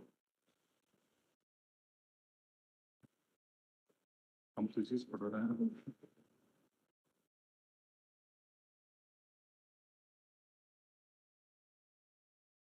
If your lordship has the bare act, not it will be containing other rules also.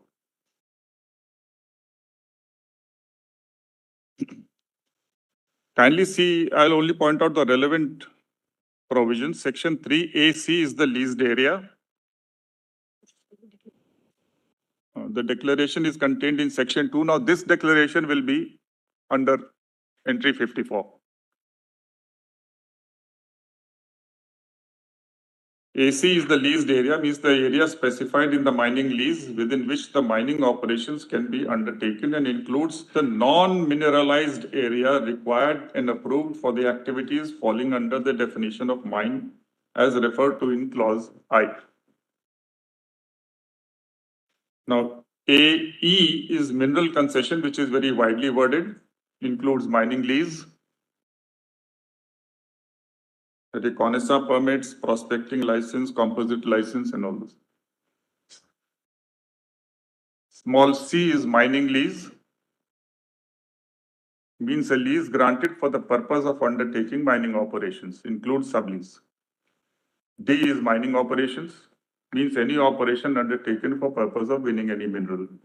And FA is production, or any derivative word of the word production, means the winning of or raising of mineral within the leased area for the purpose of processing or dispatch. We can leave out for definitions of prospecting, etc.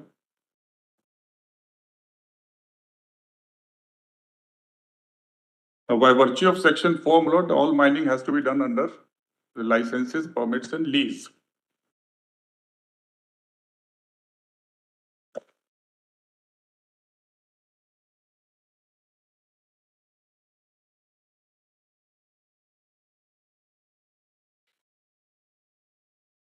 Section 6 is maximum area.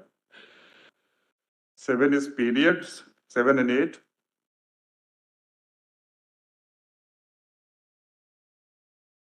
Now, 8 is the new provision which now requires that initial leases will be of 50 years, the rest all by auction. Kindly come straight to section 9.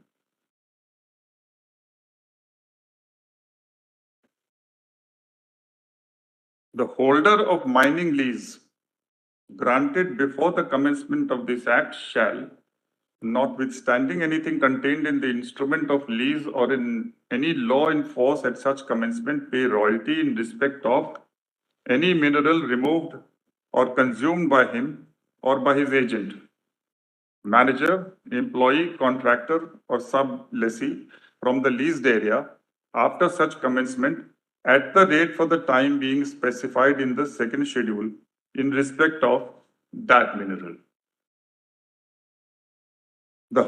Two, the holder of a mining lease granted on or after the commencement of this act shall pay royalty in respect of any mineral removed or consumed by him or by his agent, manager, employee, contractor, or sublessee from the leased area at the rate for the time being specified in the second schedule in respect of that mineral. So both old leases and the new leases will be subjected to charge of royalty.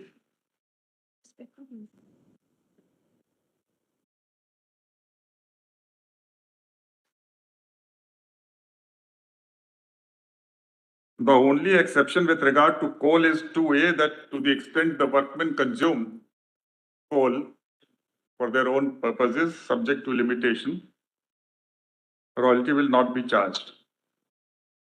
And 3, subsection 3 says, the central government may by notification in the Gazette amend the second schedule so as to enhance or reduce the date at which royalty shall be payable in respect of any mineral with effect from such date as may be specified in the notification, provided that the central government shall not enhance the rate of royalty in respect of any mineral more than once during any period of 3 years. So that then is the provision of royalty, and 9A. Royalty is not defined under that. No, It's not defined. no.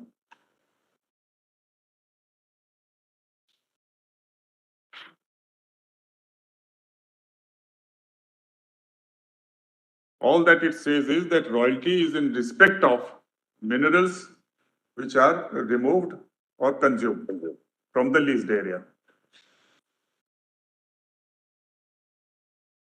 And if your lordship looks at the second schedule, your lordship will find various, just a glance, we are not referring to any particular mineral here. But the second schedule has a detailed list of different minerals, different rates, ad valorem.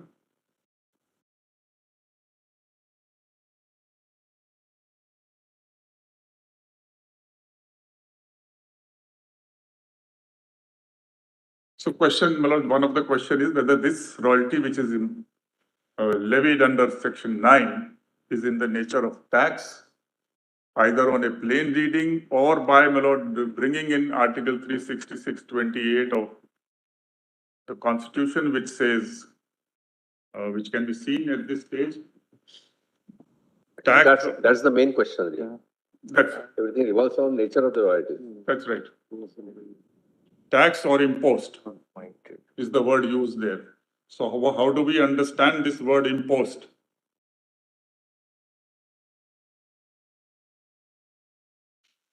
Kindly have a look at section 366.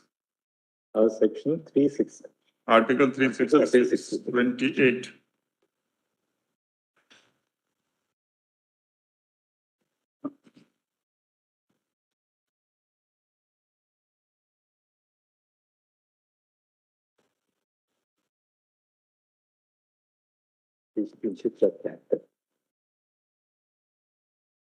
Taxation includes the imposition of any tax or impost, whether general or local or special, and tax shall be construed accordingly.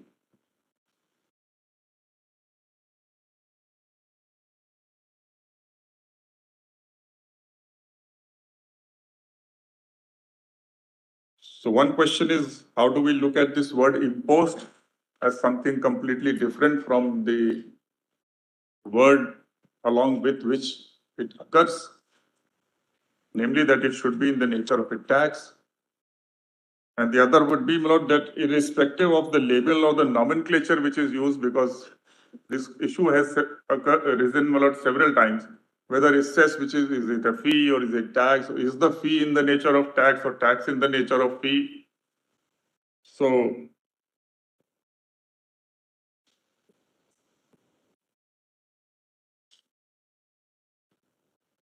What is the implication of holding it one way or the other? if the lordship holds that royalty in section 9 is a tax, Then the next step which the respondents take is that royalty is with respect to minerals removed or dispatched, so it has connection with the minerals, the mineral rights, and consequently, it will be a provision which is a limitation within entry 50. That will be one inference with regard to royalty.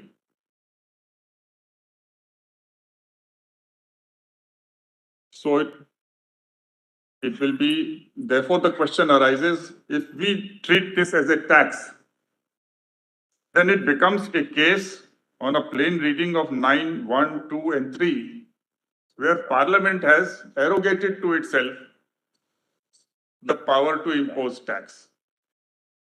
It's not imposing any limitation.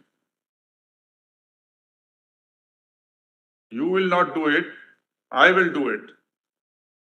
That's the consequence of considering it a tax. 3 says only central government by notification can amend the schedule so as to enhance or reduce.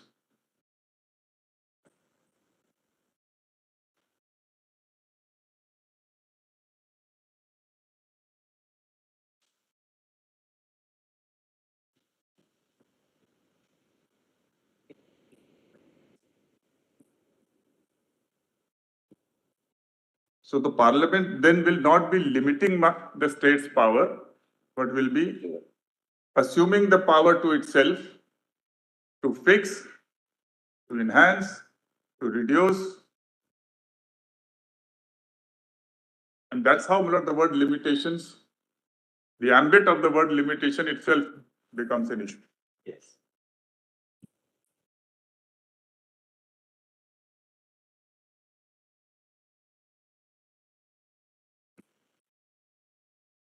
And this is quite apart from the fact that the expression royalty has been used even in the 48 Act.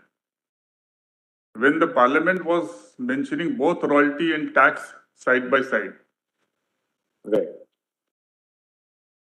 But now your Lordship will not find any provision which imposes a tax. It does not use, except in the case of recovery, that is section 25.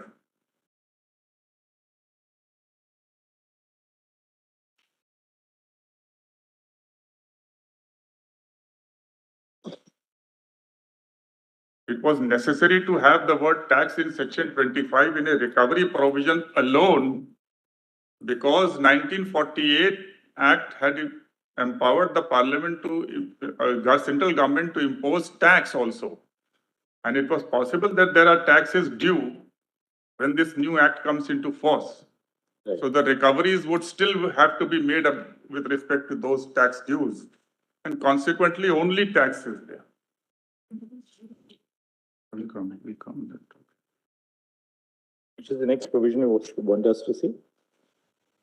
So only one thing, section 20, for 25 says, tax fee or other sums due to the government under this act. You can't go to the old act. Subsection 2. No, subsection 1 of section 25 says, tax fee or other sums due to the government under this act. Yes. Not under the old act. This will not empower recovery of outstanding tax under the old act. So I'll just show to your Lordships, straight away kindly see section 29. Yes, existing. Section 29 continues the existing rules, my lord, so as if they are made under. As if this act has been in force on that date. All rules made or purporting to have been made under the Mines and Mineral Regulation and Development Act 1948 shall, insofar as they relate to matters for which provision is made in this act and are not inconsistent therewith, be deemed to have been made under this act as if this act had been in force on the date on which such rules were made and shall continue in force unless and until they are superseded by any rules made under this act. So those the rules under the 48 Act were made in 1949. So they were continued. This act itself came in 1957 after the first elections. Yes. And The rules, as the Lordship are aware, were made in 1960. Mineral Concession Rules 1960, which repealed the old rules. That appears to be the only intent of 25. Otherwise, it's a recovery provision, as the Lordship will see on a plain reading. It says, any rent, royalty, tax, fee, other sum due to the government under this Act or the rules made thereunder or under the terms and conditions of mineral concession may on a certificate of such officer may be specified, be recovered in the same manner as an arrear. It's not a provision. 25 doesn't impose a tax. Recovery provision. Recovery. And it's an omnibus provision, so whether it doesn't take care of what is due or not due, it lumps together everything and gives a wide power for recovery. But the tax imposition has to come by some specific provision. And royalty is something, Lord, there's one concept, Lord, which in Gannon Dunkerley, which your Lordship deployed, namely, Lord, that if a particular expression like sale was being commonly used and understood in a particular manner in the sense of sale of goods act. So therefore, wherever this entry 54 of the word sale was understood in that sense. Likewise, royalty, Lord, was not something unknown. This was being recovered. In fact, one finds mention of this in even Kautilya's Arthashastra. So Iron Age, Lord, came much before, so mining is not that was unknown to India, only after the Britishers came. So with respect to, one clearly understands, the state is the owner of the minerals. There's no dispute again. I hope so. Unless and until, my lord, the land, etc., is acquired specifically by Parliament under some law. No, there may be a dispute where the land is a patta land. Again, is a controversy. Then there is a private person who will be owning. And that is a very important aspect which I am relying upon. If royalty is a tax, and if state is mining on a private person's land, then it has to pay royalty to that private person. So is the state or the central government not paying royalty tax to the private person? So royalty, therefore, is consistently used in the sense, prevailing sense, namely that it is a return for parting with my ownership right to the lessee. The state and the government can itself mine, extract minerals and sell it. Instead of doing itself, it grants a lease. And under the lease, the lessee then assumes that right. And a lease is nothing but a contract. What happens if the owner of the land himself mines? Then no royalty, it won't No be. royalty is due. Yes. But if it transfers that right, then it says, all right, you will be selling, you will be earning profits. So I must get it. It's just like, Lord, if I author a book and I give it to a publisher, I transfer my copyright to the publisher and the publisher earns profit on that by publishing a number of copies. So I say that I must get as an owner. Right. So it's no different. And that's how it is used.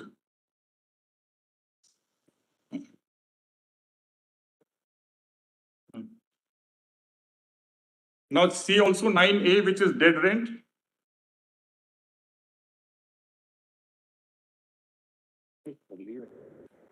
Was the owner of it? 9A, dead rent. It is intricately connected with royalty because if somebody doesn't mine, even then he has to pay dead rent. The holder of a mining lease, whether granted before or after the commencement of the Mines and Minerals Regulation and Development Amendment Act 1972, shall, notwithstanding anything contained in the instrument of lease or in any other law for the time being in force, pay to the state government every year dead rent at such rate as may be specified for the time being in the third schedule for all the areas included in the instrument of lease. Yes. Then proviso is important. Provided that where the holder of such mining lease becomes liable under Section 9 to pay royalty for any mineral removed or consumed by him, or by his agent, manager, employee, contractor, or sublessee from the leased area, he shall be liable to pay either such royalty or the dead rent in respect of that area, whichever is greater. So if the mineral dispatch result in a royalty which is lesser than the dead rent, then you have to pay dead rent. If you don't mine at all, you still have to pay dead rent. So that's the price which I am asking for myself, for them, namely the state, because the land has mineral and has been given to you for purposes of certain activity.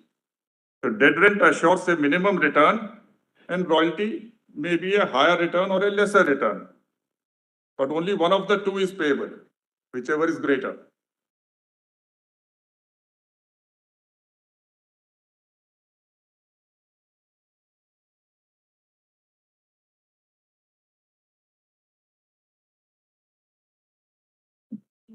Just to note, kindly just note section 13, which is the rule-making power of the central government.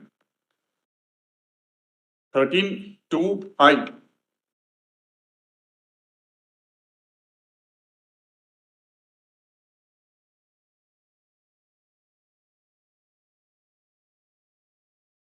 Empowers making of rules for regulating the grant of mineral concession. And then 2(I), some specific illustrations. One is, I is the fixing and collection of fee for mineral concession, surface rent, security deposit, fines or other fees or charges, and the time within which and the manner in which the dead rent or royalty shall be payable. So the manner, the rate is etc. fixed under 9, dead rent under 9A, and the manner of payment.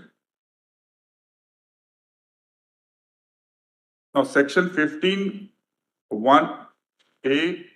small g is for minor minerals, and the state has power to make rules.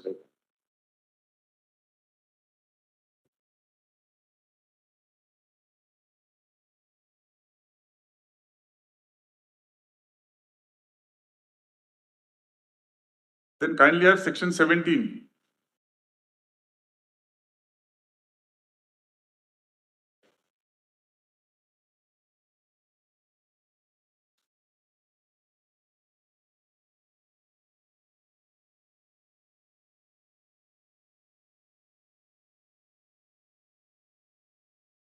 As the caption of above section 17 shows, it's a special powers of central government to undertake prospecting or mining operations in certain cases. Subsection 1 of section 17 says, provisions of this section shall apply in respect of land in which the minerals vest in the government of a state or any other person.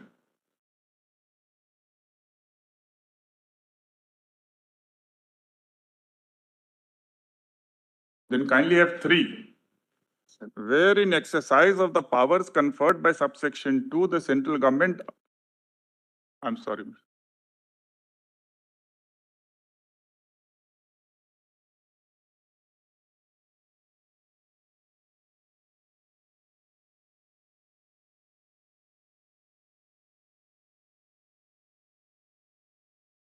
Where in exercise of the powers conferred by subsection 2, the central government undertakes reconnaissance, prospecting or mining operations in any area, the central government shall be liable to pay reconnaissance permit fee or prospecting fee, royalty, surface rent or dead rent as the case may be, at the same rate at which it would have been payable under this act if such reconnaissance, prospecting or mining operations had been undertaken by private persons under a mineral concession.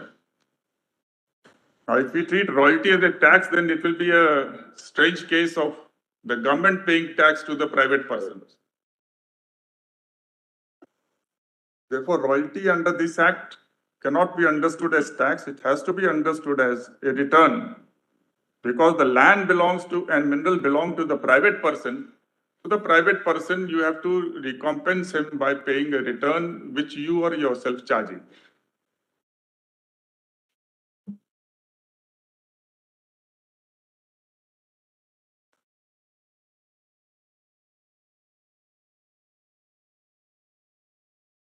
The only difference will be that royalty is not being fixed by the private person, but under section 9.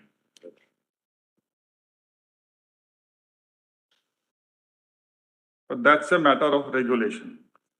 Now 17 capital A, reservation of area for purposes of conservation. The central government, with a view to conserving any mineral and after consultation with the state government, may reserve any area not already held under any prospecting license or mining lease, and where it proposes to do so, it shall by notification in the official gazette specify the boundaries of such area and the mineral or minerals in respect of which such area will be reserved. 1A, the central government may, in consultation with the state government, reserve any area not already held under prospecting license or mining lease for undertaking prospecting or mining operations through a government company or corporation owned or controlled by it, and where it proposes to do so, it shall by notification in the official gazette specify the boundaries of such area and the mineral or minerals in respect of which such area will be reserved. Now with this, if your lordship sees 2A, where in exercise of the powers conferred by subsection 1A or subsection 2, the central government or the state government, as the case may be, reserves any area for undertaking prospecting or mining operations or prospecting operations followed by mining operations, the state government shall grant prospecting license, mining lease or composite license, as the case may be, in respect of such area to such government company or corporation within the period specified in the section. Now, having got this, kindly turn to Edward to subsection 3. That's important. That's important.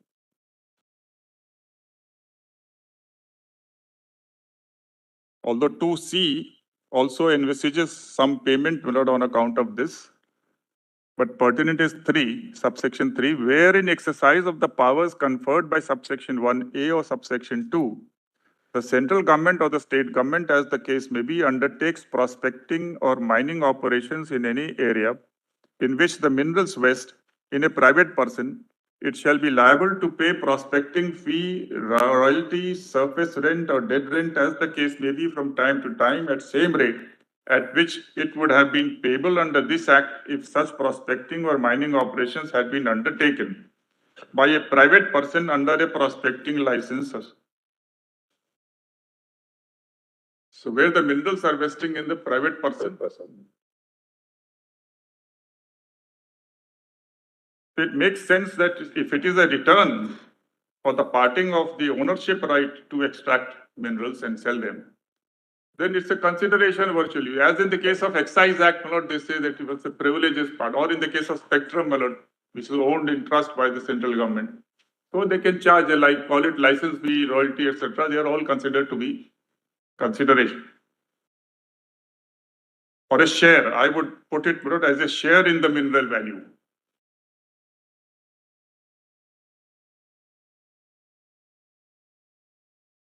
My Lord Justice Oak was asking about mineral development. There's something in section 18. Right, correct. The whole chapter begins with this development of minerals.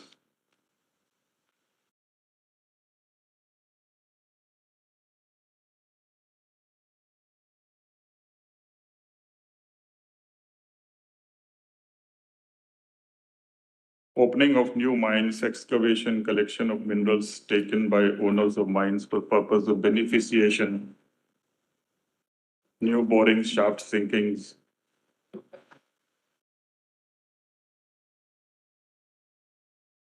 So it's understood in a slightly wider sense.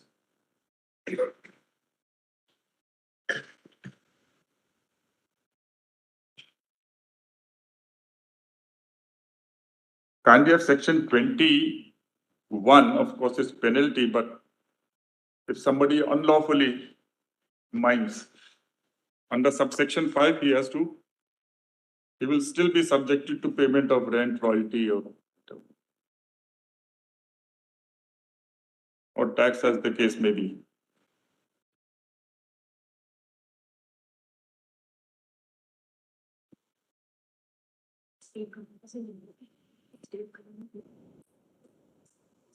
Now this again, my lord, is one, a recovery provision.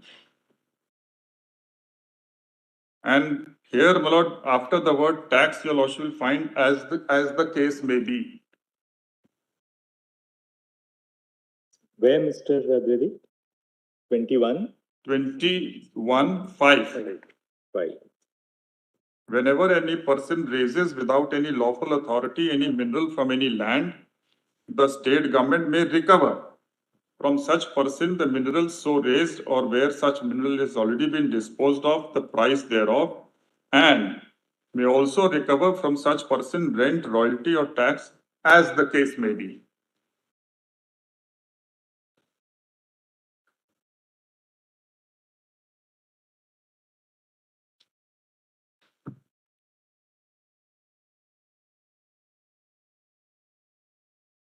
Then is section 25, which is one of the provisions relied upon by the respondents.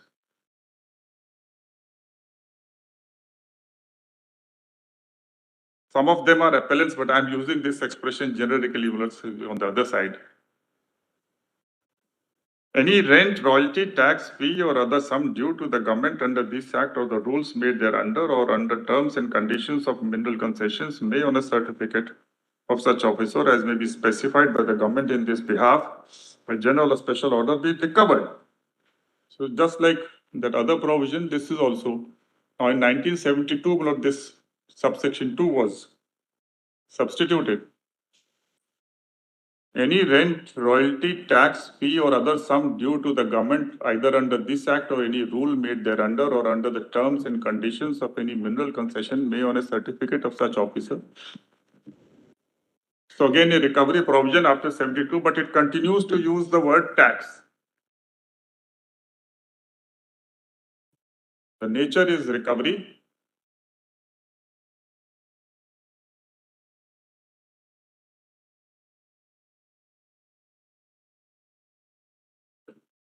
(29) I have already read.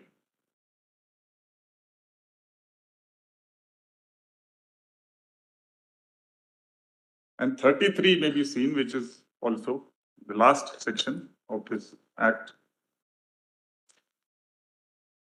All acts of executive authority done, proceedings taken, sentences passed under the Mines and Minerals Act 1948 with respect to regulation of mines and development of minerals during the period 26 January 50 and ending the date of the commencement of this act, by government or by officer of the government or by authority in belief or purported belief that the acts, proceeding or sentences were being taken or passed under the said act shall be valid and operative as if they had been done, taken or passed in accordance with law. So even if there was some irregularity or something, there's still.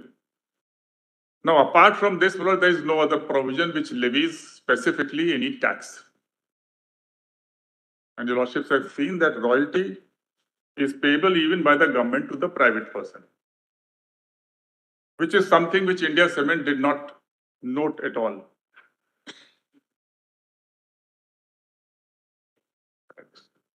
Now, just one rule, mineral concession rules, as a lordship will find. Is it?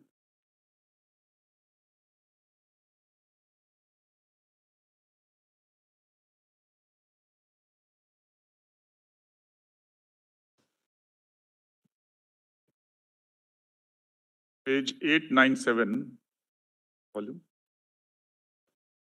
volume 4.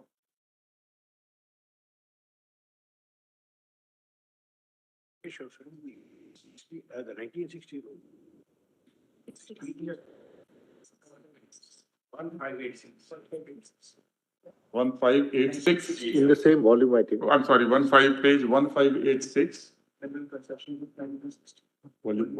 Volume 4.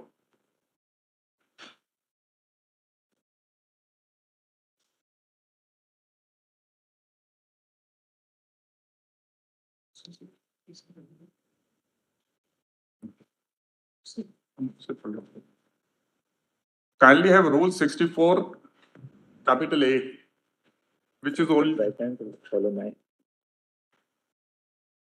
Page किसने 64 है?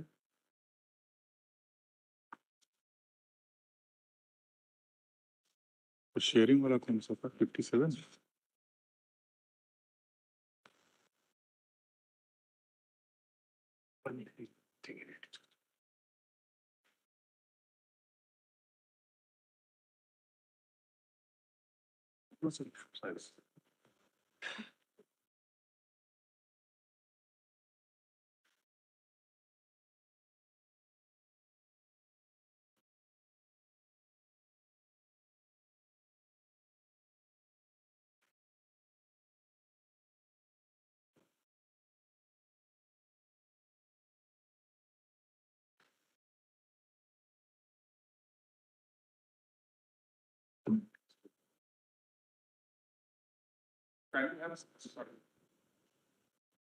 Lunch.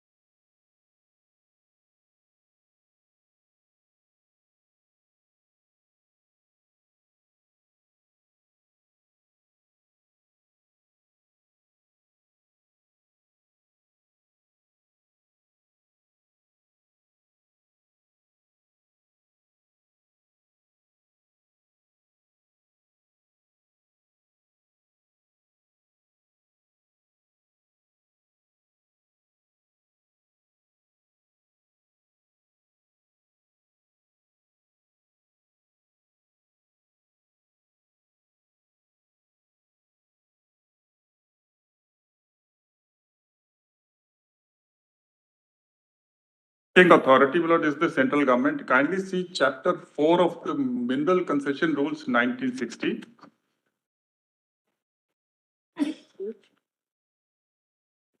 One five nine five. At page 1595.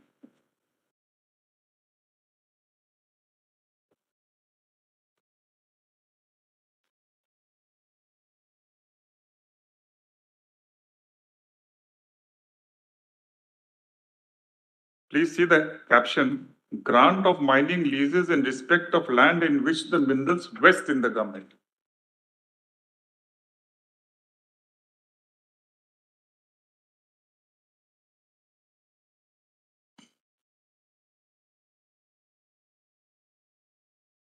Then please advert to Rule 27.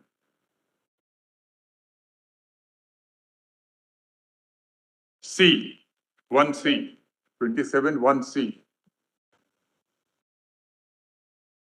The proviso. The proviso says, provided that the lessee shall be liable to pay the dead rent or royalty in respect of each mineral, whichever be higher in amount, but not both. 27, is it? Yeah. 27. Provider. 1601. Yes, 1601.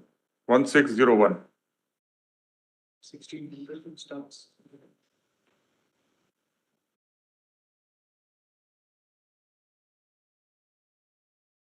State 4B is important. Very important. May I continue after lunch? Continue after that.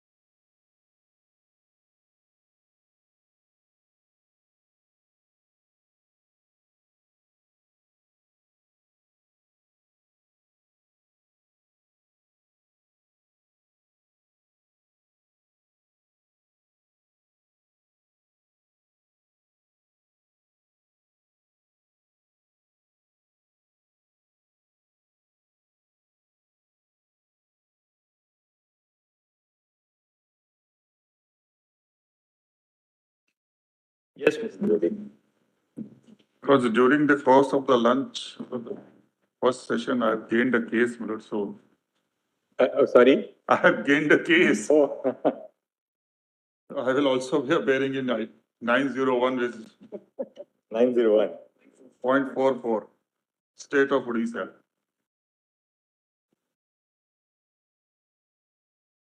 CA 901 of 901.44. CA number 1883 of 2006.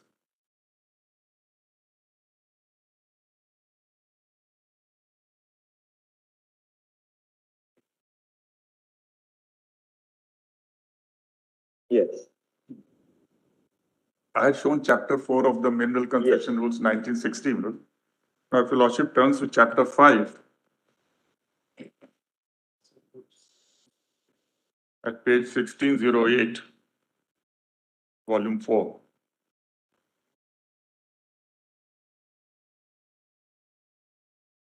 The heading shows not the procedure for obtaining a prospecting license or mining lease in respect of land in which minerals vest in a person other than the government.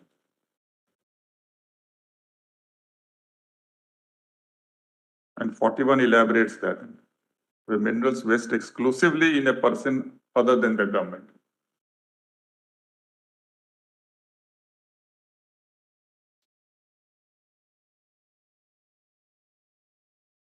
And rule 45I, small Roman 1, the provisions of clause B and so of rule 1 of rule 27, so all those relating to royalty, etc., will apply.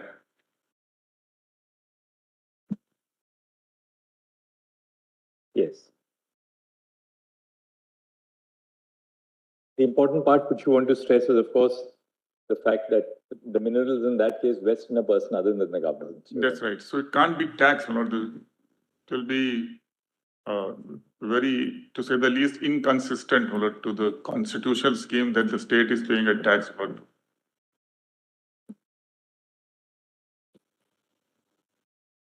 And the other thing is, it is the central government which is making the rules, and central government is conscious of the framework of the MMDR Act.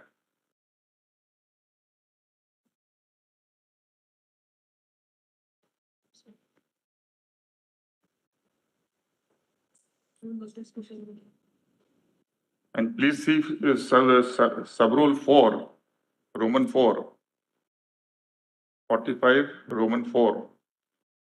If the lessee makes any default in payment of royalty as required by section 9 or commits a breach of any of the conditions of the lease, the lessor shall give notice to the lessee requiring him to pay the royalty. So the person will give a notice to the state government to or remedy the breach as the case may be within 60 days of the date of receipt of the notice. And if the royalty is not paid or the breach is not remedied within such period, the lessor, without prejudice to any proceeding that may take against the lessee, determine the lease.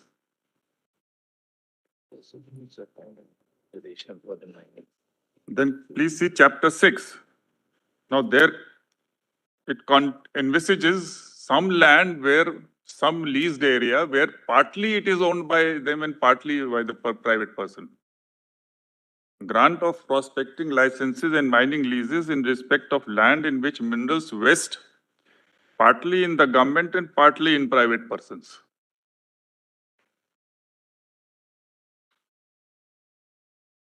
Then rule 53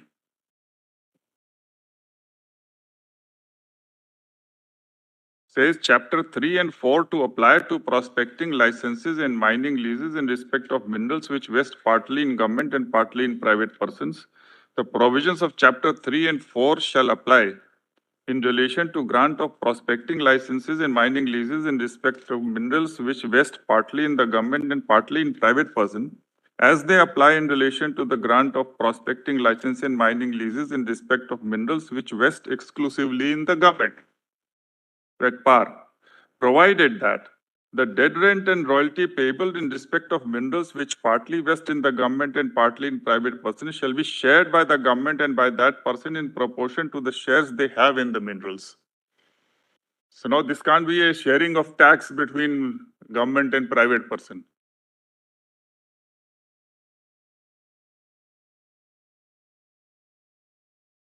So royalty will have to be understood in the normal sense, namely that since it's a joint ownership and both are together parting with their right under the lease, therefore it will be shared.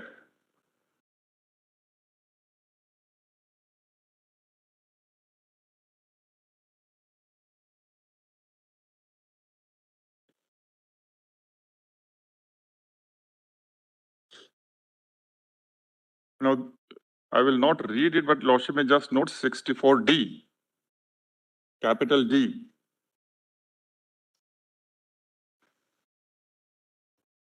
Inserted in the year 2009 with effect from 10th December 2009, where for different, they have prescribed formulas. So Lordship may just glance through this. 64 is the interest for the.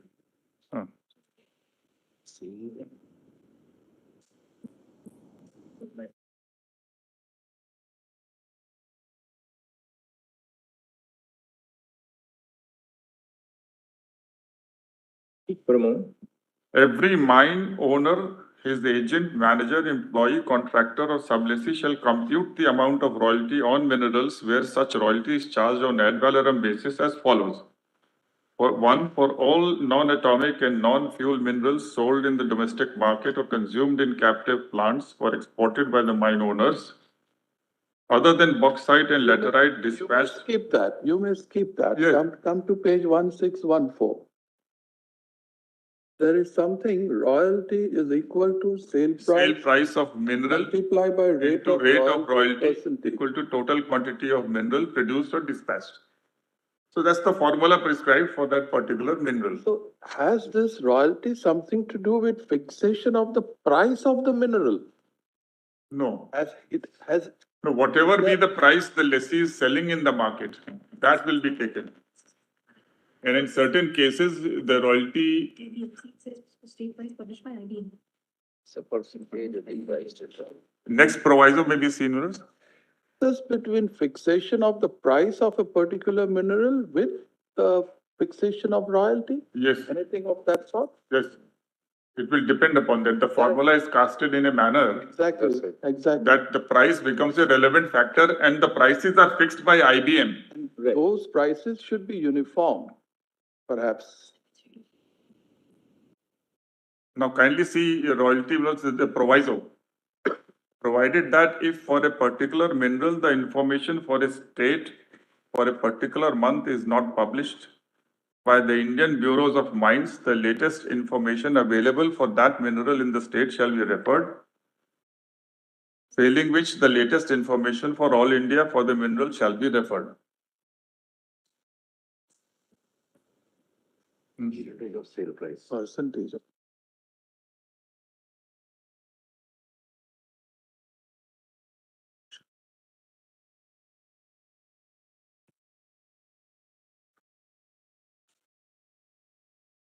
Then 2 also refers to the price published by sale price published by the IBM shall be used as a benchmark.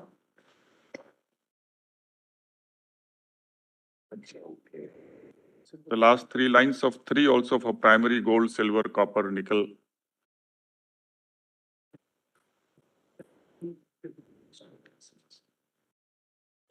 What is the next provision you want us to see? And 64A contemplates interest 24% if there is delay in payment of royalty. The very fact that Section 9 gives power to the central government to fix. The idea seems to be therefore that as far as royalty is concerned, the considerations which are charged by the various state governments should be on a broadly uniform basis.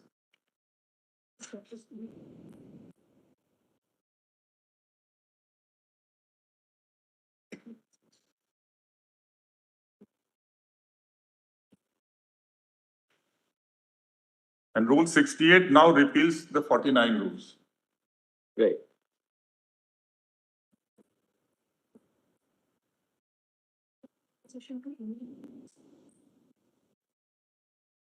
And 72 is surface rent.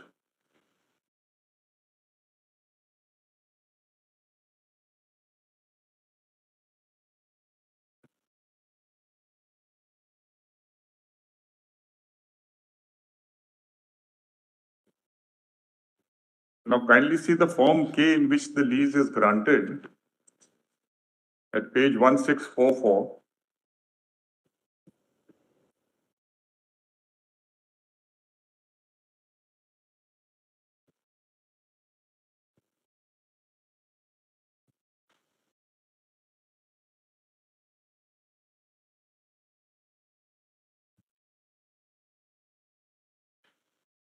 Take this, please.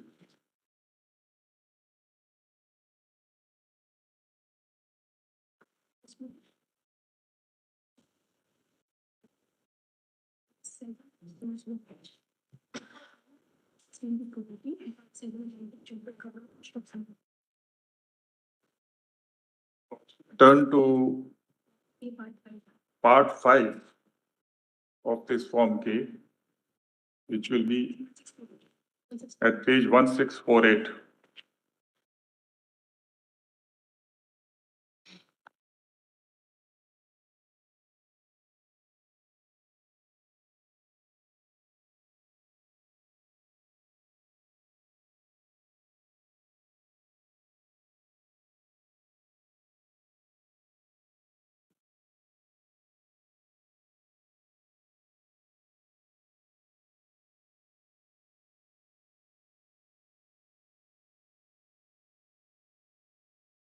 Now, part 5 and 6, they talk of both rent and royalty. In part 7, the covenants of the lessee and lessees. 1. The lessee or lessees shall pay the rent, water rate, and royalties reserved by this lease at such times and in such manner provided in parts 5 and 6 of these presents, and shall also pay and discharge all taxes, rates, assessments, and imposition whatsoever, being in the nature of public demands, which shall from time to time be charged, assessed by the authority of the central and state governments upon or in respect of the premises, works of the lessees in common with other premises, and works of a like nature, except demands for land revenues. So one Actually, other. royalty is a payment made for any mineral removed or consumed That's written. by the lessee. See, that is evident from part 5, rule 1 or clause 1. Yes. Provided that where the holder of such mining lease becomes liable under section 9 to pay royalty for any mineral removed or consumed by him. That's what fully section 9 as well says. That's right. That's why if you don't remove mineral or Then consume, then you pay dead rent. Dead rent. Or even where you have.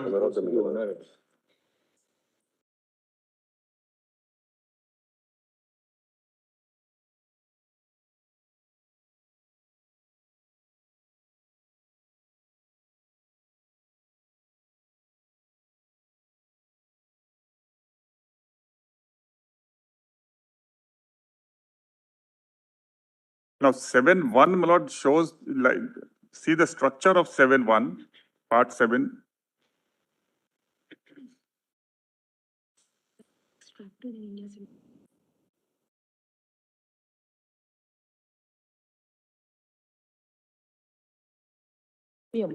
Competition of The covenants. The lessee shall pay the rent, water rate, and royalties reserved.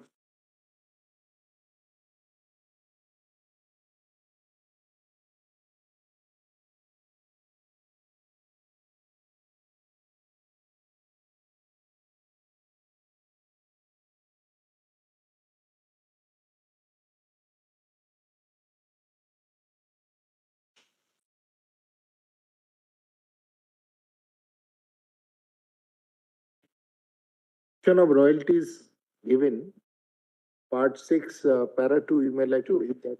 Right, that's what we are referring to. Right. It says minerals produced and dispatched. That's it.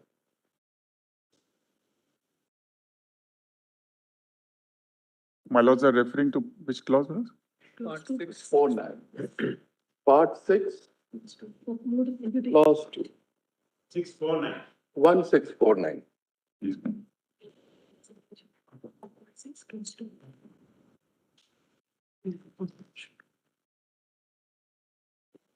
Part 6. Get prices one.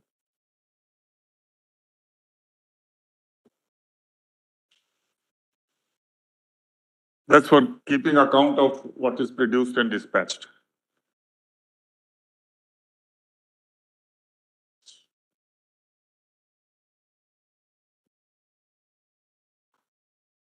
Ultimately, the point of time when the royalty is to be paid is when it is dispatched.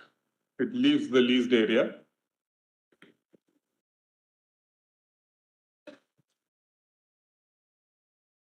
What I was pointing out to my lords in part 7, condition 1, is the structure, my lord, that rent, water rate and royalties reserved by this lease at such times in such manner in provided in part 5 and 6 of these presents, and shall also pay and discharge all taxes, rates, assessment and imposition whatsoever. So taxes are used in the nature of public demands. yes. So taxes are not, royalties are not subsumed in taxes. No. Even section 25 uses royalty and tax both separately. That we saw.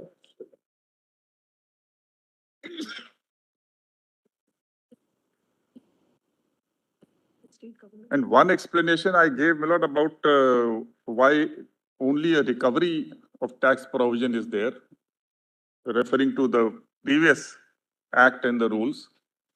The other is, my lord, that subsequent to this act, the states are still competent under entry 50 list 2 to impose tax on mineral rights.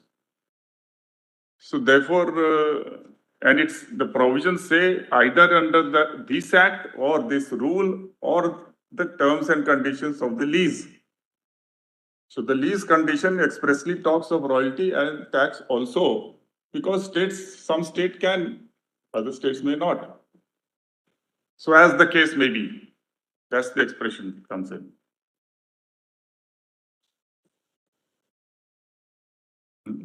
That completes. Now there are other acts, my lord, which also like Coal Bearing Areas Acquisition and Development Act 1957, where central government in certain states has acquired the land and then it has power to vest it in some central government company also. So that also contemplates the payment of royalty, though it says that you will pay a sum which is equivalent to royalty payable under this act, Mines and Minerals. So I'm not referring to your lordships to all those acts because there are a number of acts where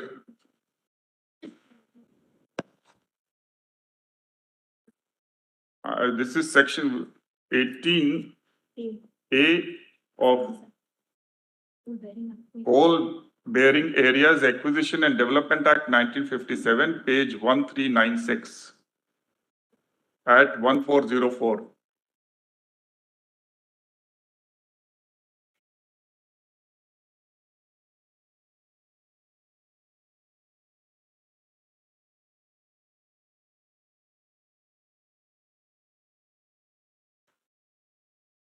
Under section 10 of this act,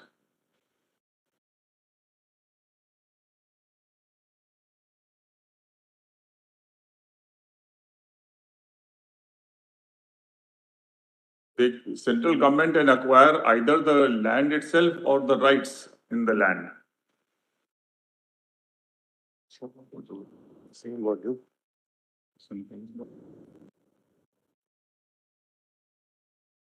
Page 1400, section 2. Section 9, allow me to place the 2 or 3 sections. Coal Bearing Areas Act? Or? Yes, Coal Bearing Areas Acquisition. Where do we get it? Page 1399, volume 4.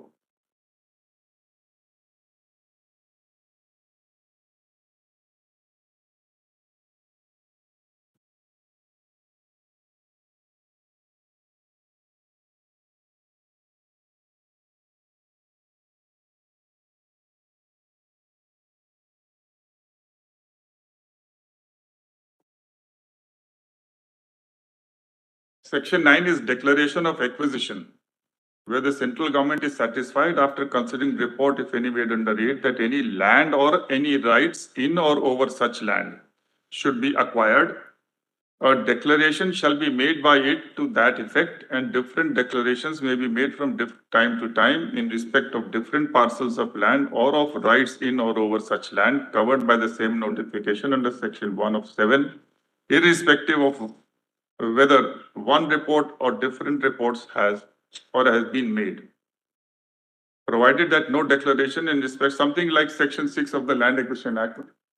But the importance of this section is that it is the Parliament is visualizing the land itself and the rights in or over such land differently and separately.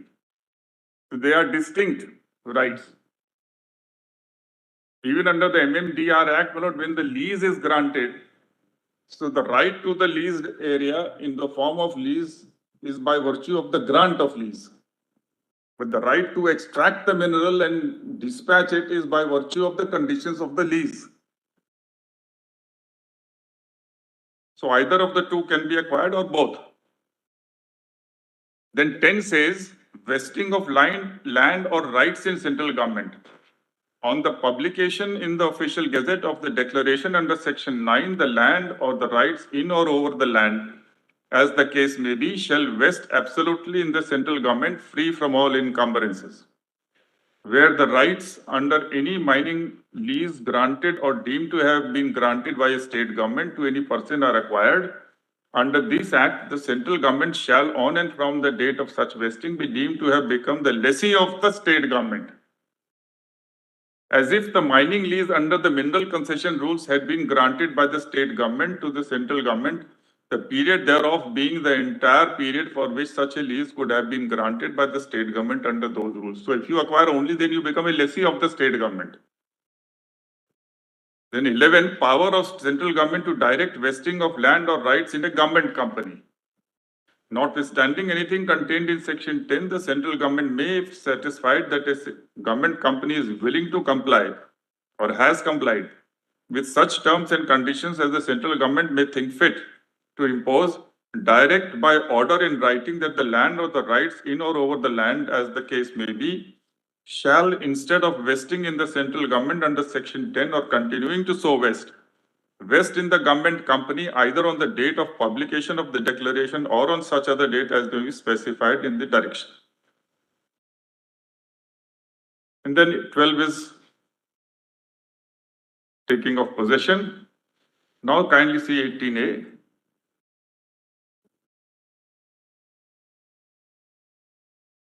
Payment to state government in lieu of royalty.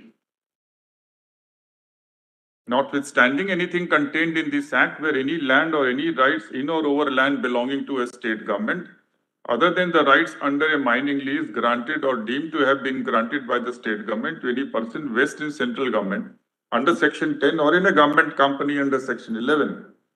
The central government or the company, as the case may be, may pay to the state government such sum of money as would have been payable as royalty by lessee had such land or rights been under mining lease granted by the state government.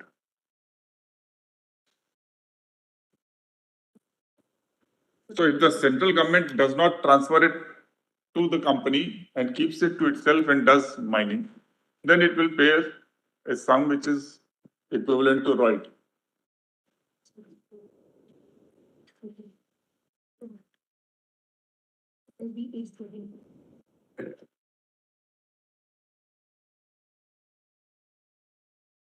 All right, note that I am done with this. Section 16.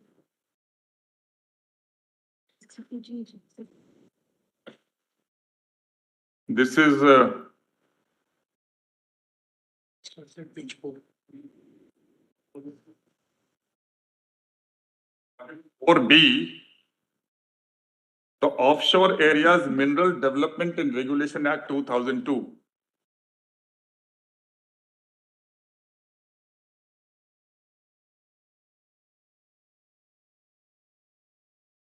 Volume 4B, page 6.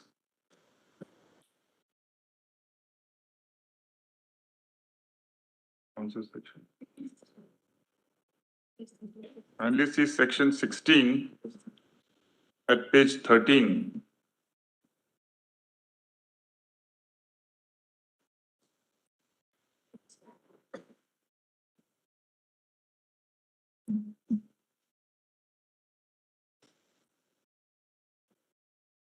Lordships have section 16. A lessee shall pay royalty to the central government in respect of any mineral removed or consumed from the area covered under this production, lease at the rate for the time being specified in the first schedule in respect of that mineral. Again, it is in respect of any mineral removed or consumed. Right.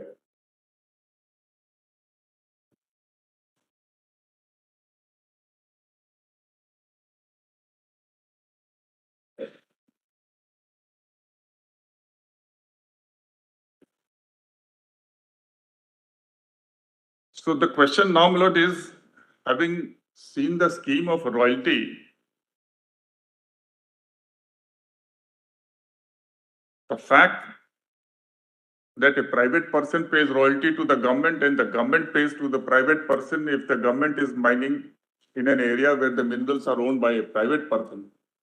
I submit that that fact alone is enough to conclude that royalty under the MMDR Act or the other cognate acts is not a tax. Because a tax, my lords, as enunciated by this court, is a sovereign imposition for in public interest to meet the needs of the government.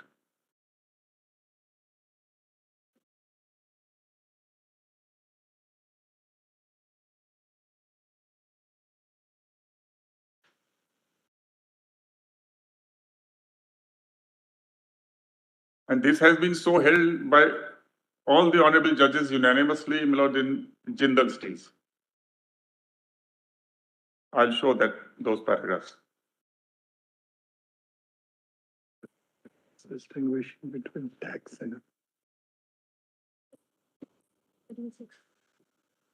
Here, on a holistic reason of the act, quite apart from the normal concept of royalty as we understand, is that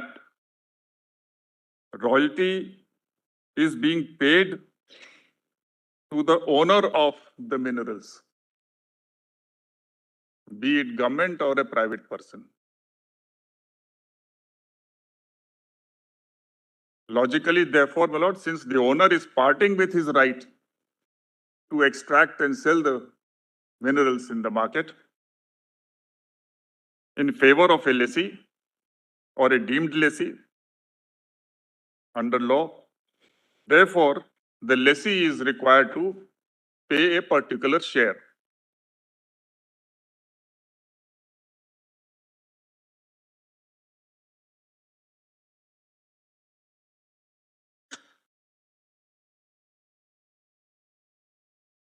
The other thing is that for good reasons, the framers of the Constitution have placed entry 54 in list 1 because minerals are of considerable importance to the whole country. And therefore, to an extent, as far as royalty is concerned,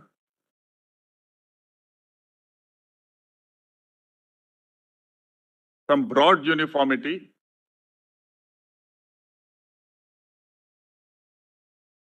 and that's the idea of regulation. That's the entry says regulate mines and mineral development.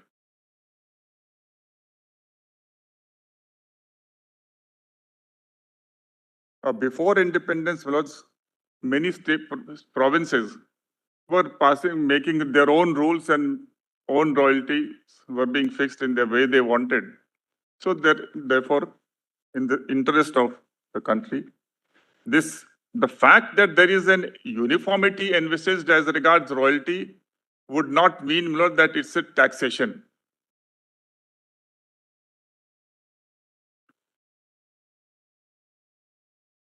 The fee can be uniform, the prices can be uniform, so various charges, levies, impositions, they can all be uniform or differentiated.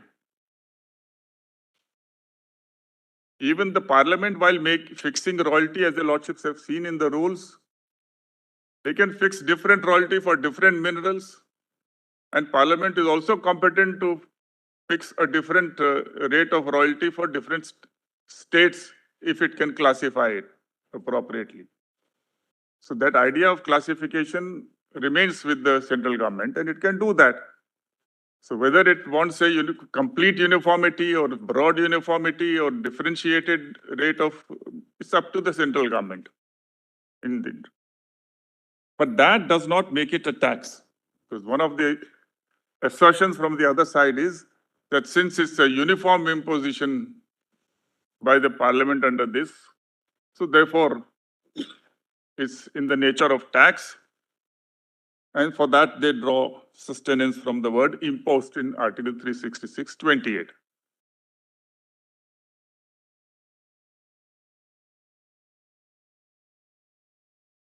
Now, kindly see, my lords. Kindly see how India Cement dealt with this issue. Just one more thing, my lords, the Lordship may note Schedule 6, the only place where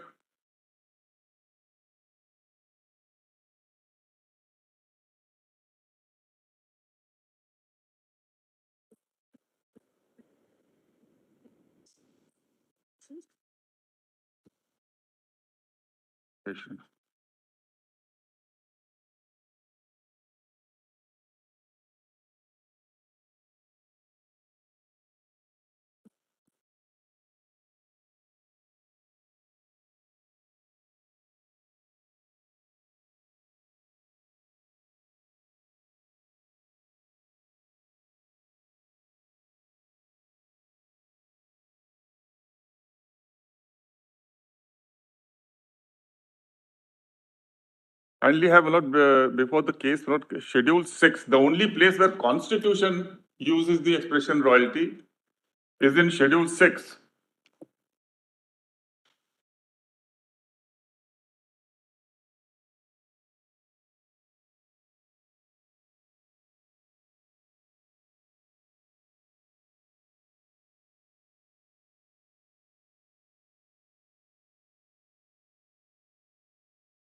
Kindly have clause 8 of Schedule 6.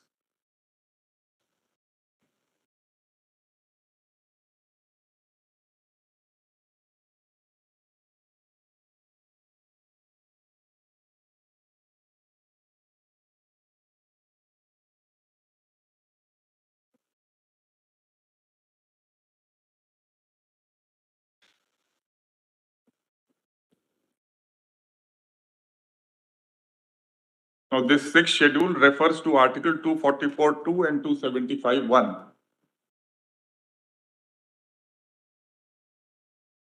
Please see clause 8. The regional council for an autonomous region in respect of all lands within such region and the district council for an autonomous district in respect of all lands within the district, except those which are in the areas under the authority of regional councils, if any, within the district, shall have the powers to assess and collect revenues in respect of lands in accordance with the principles for the time being followed by the government of the state in assessing lands for the purpose of land revenue in state generally. 2. The regional council for an autonomous region in respect of areas within such region and district council for an autonomous district in respect of all areas in the district except those which are under the authority of regional councils, if any, within the district shall have power to levy and collect taxes on lands and buildings, which is entry 49, list 2, and tolls on persons resident within such areas. The district council for an autonomous district shall have the power to levy and collect all or any of the following taxes within such districts, that is to say, 8. Taxes on professions, trades and callings and employments, taxes on animals, vehicles, boats, taxes on the entry of goods into the market for sale therein, and tolls on passengers and goods carried in ferries, taxes for maintenance of schools, dispensaries or roads, and taxes on entertainments and amusements. So a set of taxes in 8. A regional council or district council, as the case may be, may make regulations to provide for levy and collection of any of the taxes specified in subpara 2 and 3 of this paragraph, and every such regulation shall be submitted forthwith to the governor and until assented to by him shall have no effect. 9. Licenses or leases for the purpose of prospecting or for extraction of minerals. Such share of the royalties accruing each year from licenses or leases for the purpose of prospecting or the extraction of minerals granted by the government of the state in respect of any area within an autonomous district, as may be agreed upon between the government of state and the district court of such district, shall be made over to that district council.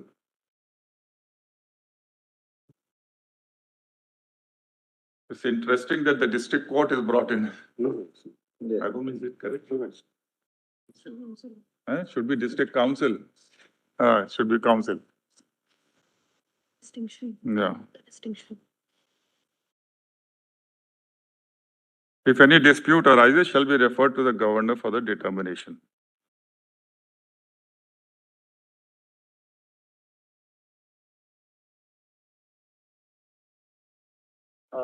You see, these areas are autonomous areas, particularly from Assam. So there used to be district courts. So we do not know. We can't be very sure that it's a typo That's why or. I was asking whether all books have. Council. Where it is council. I think. District council digital, but they are district council constituted. No, it is district council otherwise, because councils are there. So just cross-check whether it is a typo or it should be council. District councils are there, the elected bodies. It's typographical. District councils are elected bodies, so far as those areas are Yeah, concerned. it's district council. Defined council, elected bodies. Council.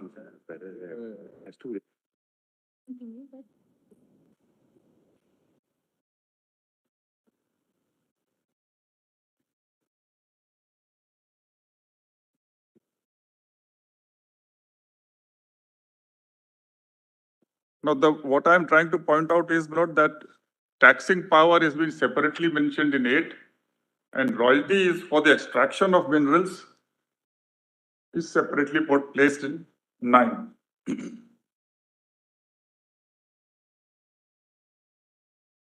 India Cement. Volume 5, 115.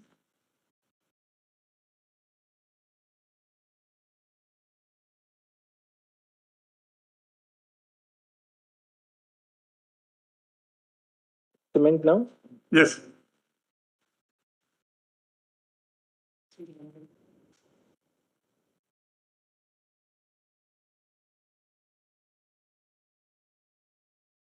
Having placed, my lord, how the courts have dealt with this issue, just 4 or 5 cases, and then I'll advert to 366/28.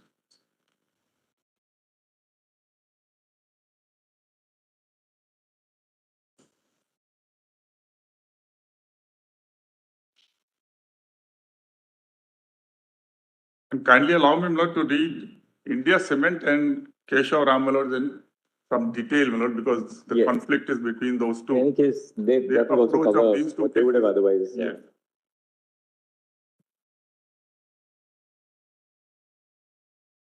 Kindly come to page 1155.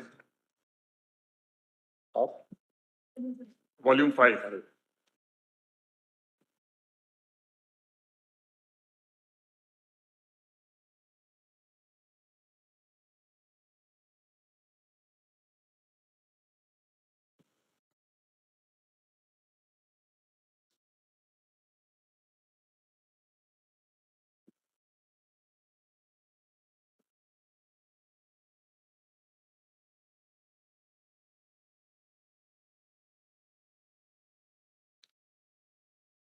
From the very beginning, I'm placing the question involved in these. I'm so sorry. Just a minute.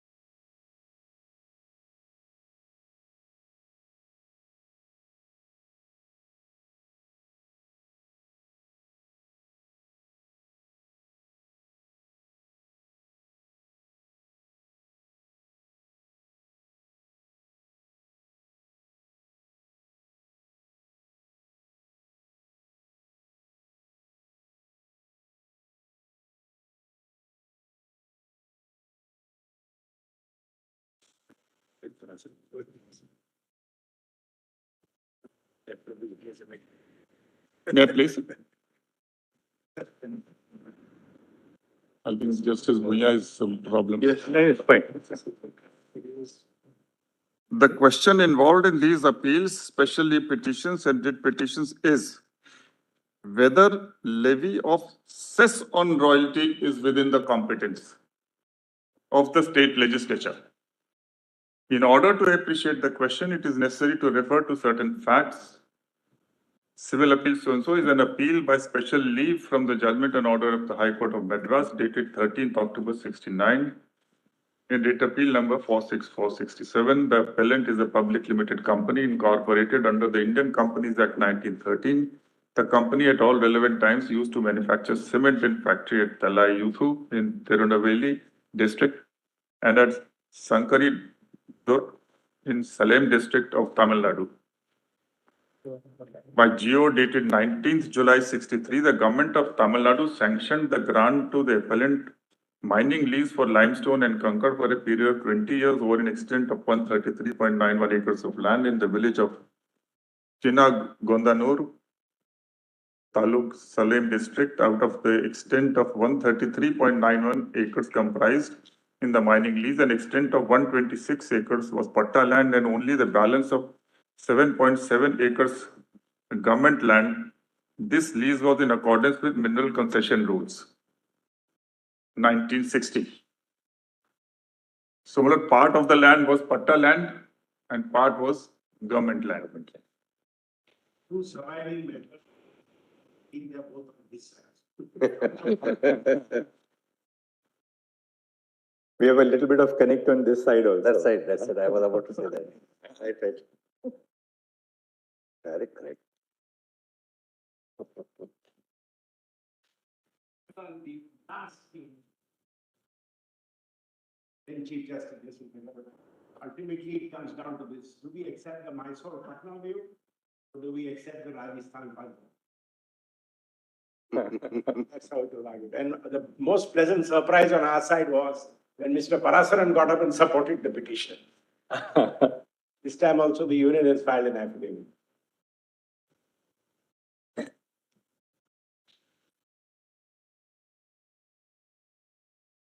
The rates of royalty, dead rent and surface rent were as follows. Royalty, limestone, all the rates are given. Then the appellant started mining operations. I'm reading para 2. Soon after the execution of the lease deed and has ever since been paying the royalties, dead rents and other amounts payable under the deed. Under section 115 of the Madras Panchayats Act, as amended by the Madras Act 18 of 64, the royalty, the appellant was required to pay local cess at 45 paisa per rupee. It may be mentioned that the said imposition was with retrospective effect along with the local cess surcharge under section 116.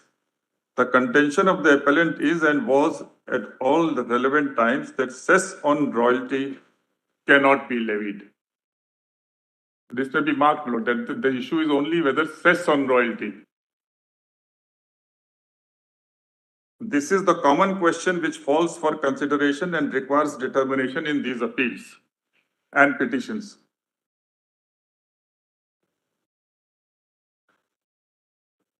Local cess. To complete the narration of events,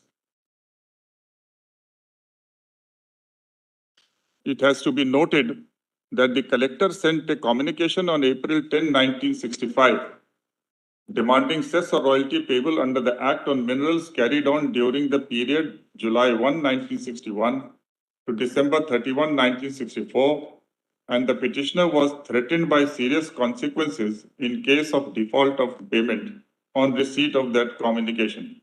Thereafter, writ petition number 1864 of 1965 was filed in High Court of Madras, where the judgment delivered by order so learned single judge of the Madras High Court Justice Kalasam dismissed the writ petition, holding that the cess levied under Section 115 is a tax on land and as such falls under entry 49 state list of the 7th schedule of the Constitution and was within the competence of the state legislature.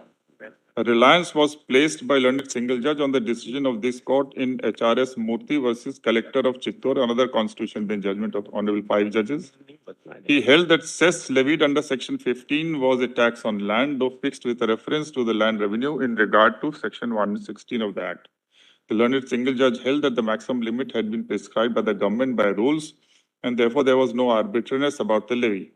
Subsection 1 of Section 115 enjoins there shall be levied in every panchayat development block a local cess at the rate of 45 paisa on every rupee of land revenue payable to the government in respect of any land for every firstly.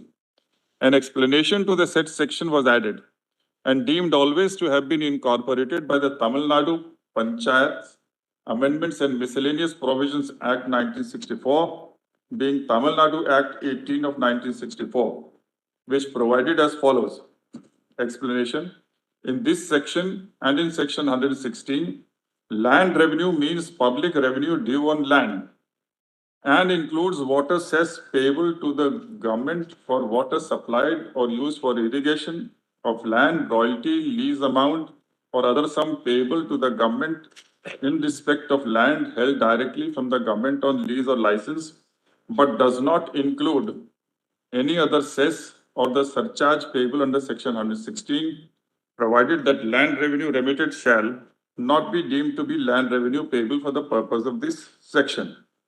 Subsection 2 of section 115 provides that the local cess shall be deemed to be public revenue due on all the lands in respect of which a person is liable to pay local cess, and all the said lands, the buildings upon the said lands and their products shall be regarded as the security for the local cess. Subsection so-and-so of section 115 of the said Act deal with the application of the cess so collected for various purposes mentioned therein. In the controversy before us, the said provisions need not be considered. Section 116 of the Act is as follows. Every Panchayat Union Council may levy on every person liable to pay land revenue to the government in respect of any land in the Panchayat Union a local cess surcharge at such rate as may be considered suitable as an addition to the local cess levied in the Panchayat Development Block under Section 115, provided that the rate of local cess surcharge so levied shall not exceed rupees 250 paisa on every rupee of land revenue payable in respect of such land. The word shall not exceed 2 rupees 50 paisa on every rupee was substituted for the word shall be subject to such maximum as may be prescribed by Section 3 of the Tamil Nadu Panchayat Act 1970. And these words were substituted for the word shall not exceed 1 rupee and 50 paisa on every rupee of land revenue by Section 2 of the Amendment Act 1972. So that's how the matter came up. Now, what is to be noted is not that here the cess which has been imposed is with respect to land revenue and royalty is one element. If we come back to the explanation in Section 5, the cess was para 5. The explanation to Section 115 shows that the cess was on land revenue and royalty was one element amongst others.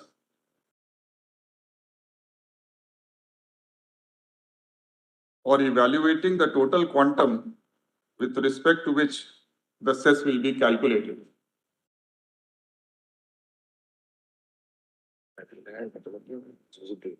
It was not a simpliciter cess on royalty.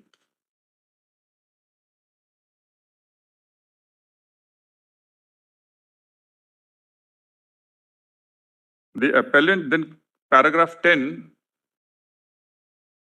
at page 1158. The appellant is bound to pay royalty to the government according to the rates provided in the second schedule to the said Act of 1957. Clause 1 of Part 7 of the lease document provides as follows. The lessee shall pay the rent, water rates, royalties reserved by the lease at such times and manner provided in Part 5 and 6. I have placed this provision already. Then 11. As mentioned herein before, there is an obligation of the lessee to pay rent and other charges mentioned in the said clause, and all other central and state government dues except demands for land revenue. The question therefore which arises is cess on royalty a demand of land revenue or additional royalty?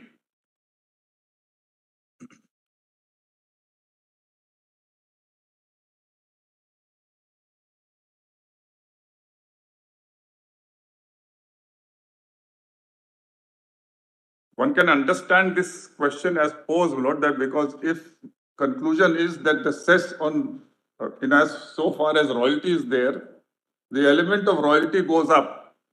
So therefore it's clashing with section 9. One can comprehend that part of it. But as I submitted that in this case, the cess was not on royalty, but cess on land revenue, and royalty was one factor.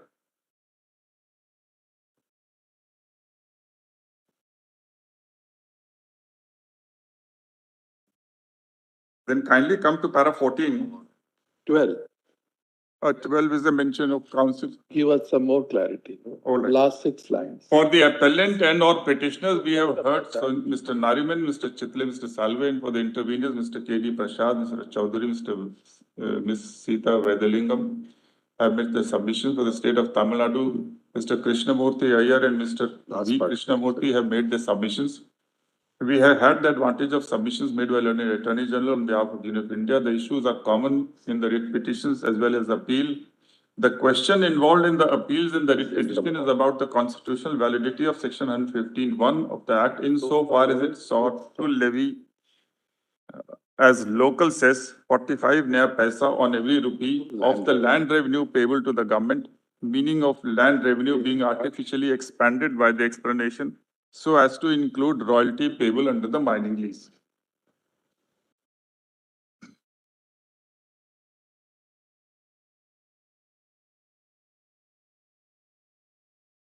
In this connection, it may be appropriate to refer to the statement of objects and reasons for the amendments which stated inter alia as follows. Under the explanation to section 115 of the Act, land revenue means public revenue due on land and includes water cess payable to the government for water supplied or used for the irrigation of land, but does not include any other cess or surcharge payable under section 116. The explanation does not cover royalties, lease amount, or other sum payable to the government in respect of land held direct from the government on lease or license, which were included in the definition of land revenue under the Madras District Boards Act. As under the Madras District Boards Act 1920, certain Panchayat Union Councils continued to levy the cess and surcharge under the Madras Panchayat Act 1958 also. It is considered that the levy should be on the same basis as under the Madras District Boards Act 1920. It is therefore proposed to include royalty, lease amount, and other sums payable to the government in the definition of land revenue.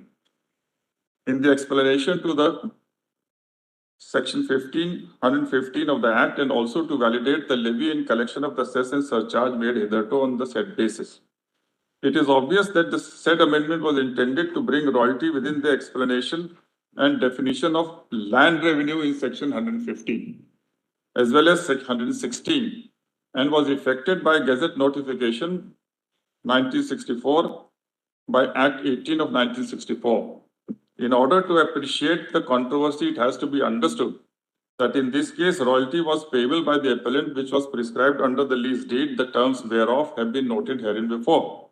The royalty had been fixed under the statutory rules and protected under those rules.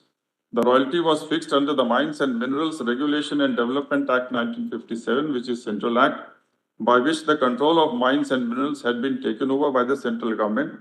It was an act for the regulation of mines and development of minerals under the control of India.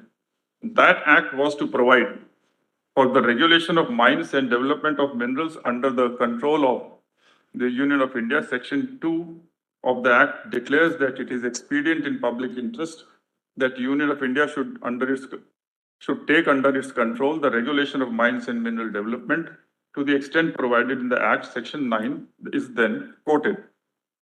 Then para 15, the Act was passed by virtue of powers of Parliament under entry 54 of the 7th schedule. Since the control of the mines and development of minerals were taken over by the Parliament, the question that arises is whether the levy or the imposed by the state legislature imposed in this case can be justified or sustained either under 49, entry 49, 50 or 45 of list 2 of the 7th schedule. Courts of law are enjoined to gather the meaning of the Constitution from the language used, and although one should interpret the words of the Constitution on the same principles of interpretation as one applies to an ordinary law, but these very principles of interpretation compel one to take into account the nature and scope of the Act, which requires interpretation. It has to be remembered that it is Constitution that requires interpretation. Constitution is the mechanism under which the laws are made, and not merely an act which declares what the law is to be. See the observations of Justice Higgins in the Attorney General of State in New South Wales. In re CP and Barar sales of motor spirit, Chief Justice Guare of the Federal Court of India relied on the observations of Lord Wright in James versus Commonwealth and observed that a constitution must not be construed in any narrow or pedantic sense, and that construction most beneficial to the widest possible amplitude of its powers must be adopted.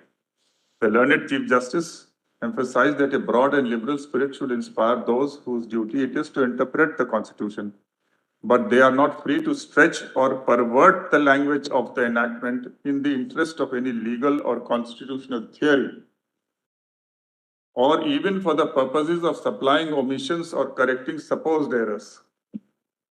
A federal court will not strengthen but only derogate from its position if it seeks to do anything but declare the law. But it may rightly reflect that a constitution of our country is a living and organic thing, which of all instrument has the greatest claim to be construed, ut res magis veliet quam perir. It is better that it should live than that it should perish. Certain rules have been evolved in this regard, and it is well settled that the various entries in the three lists are not powers but fields of legislation.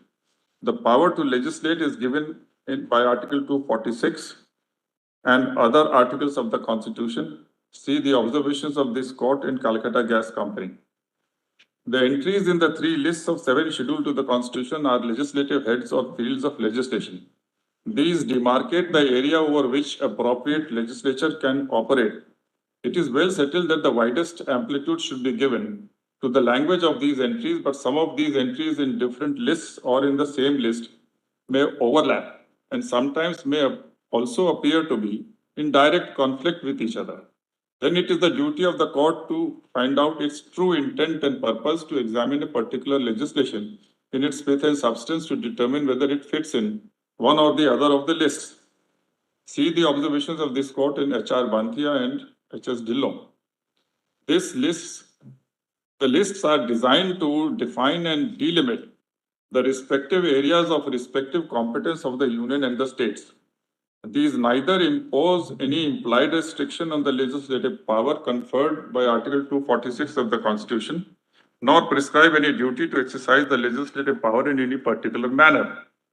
Once the language of the entry should be given widest scope to find out which of the meaning is fairly capable of, because these set up machinery of the government, each general word should be held to extend to all ancillary and subsidiary matters which can fairly and reasonably be comprehended in it.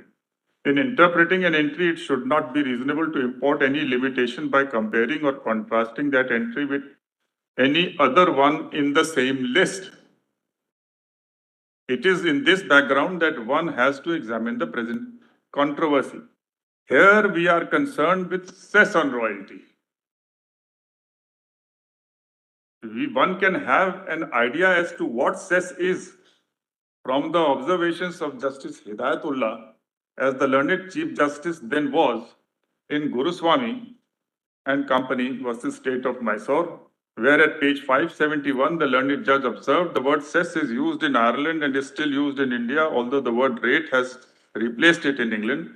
It means a tax and is generally used when the levy is for some special administrative expense, which the name health cess, education cess, or road cess, etc. indicates.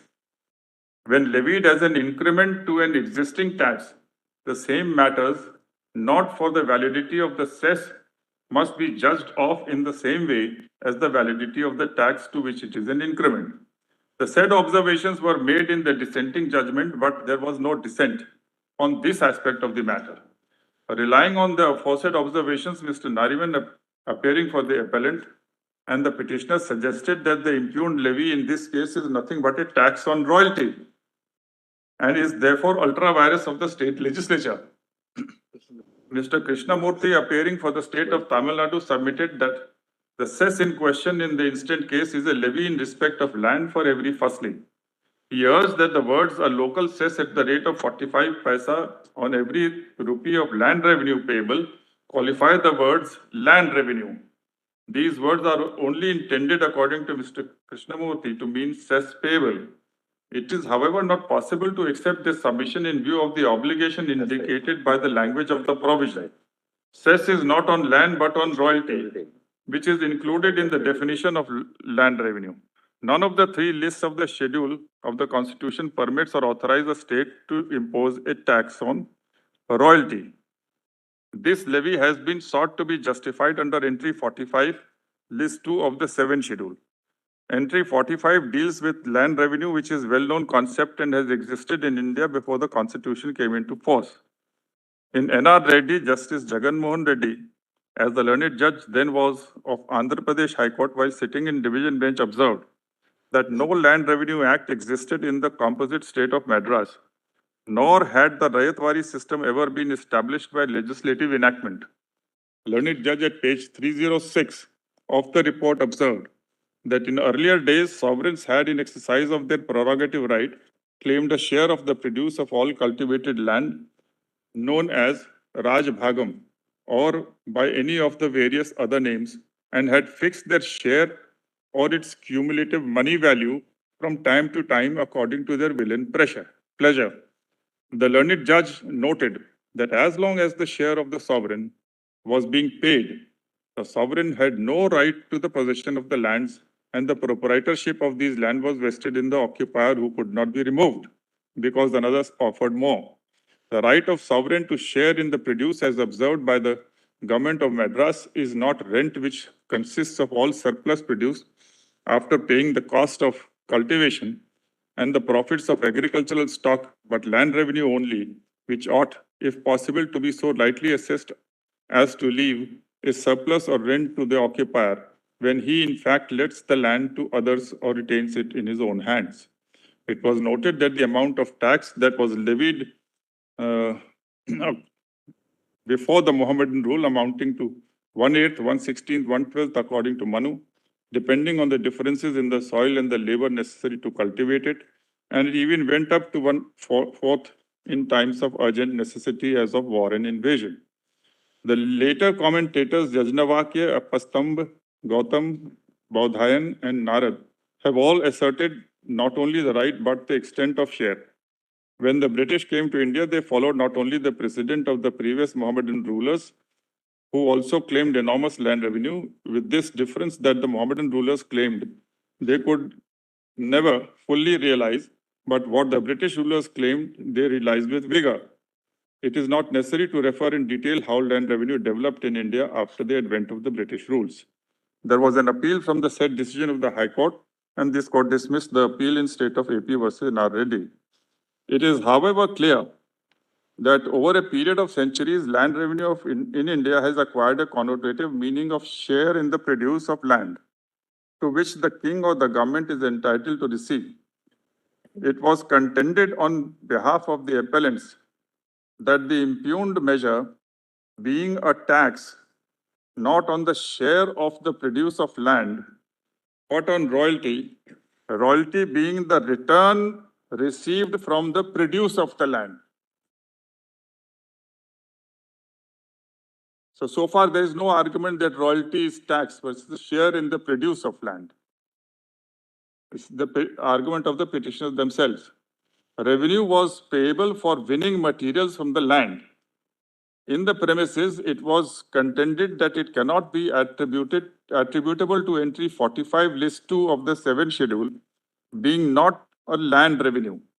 It has, however, to be borne in mind that explanation to section 115(1) was added and there was an amendment, as we have noted before.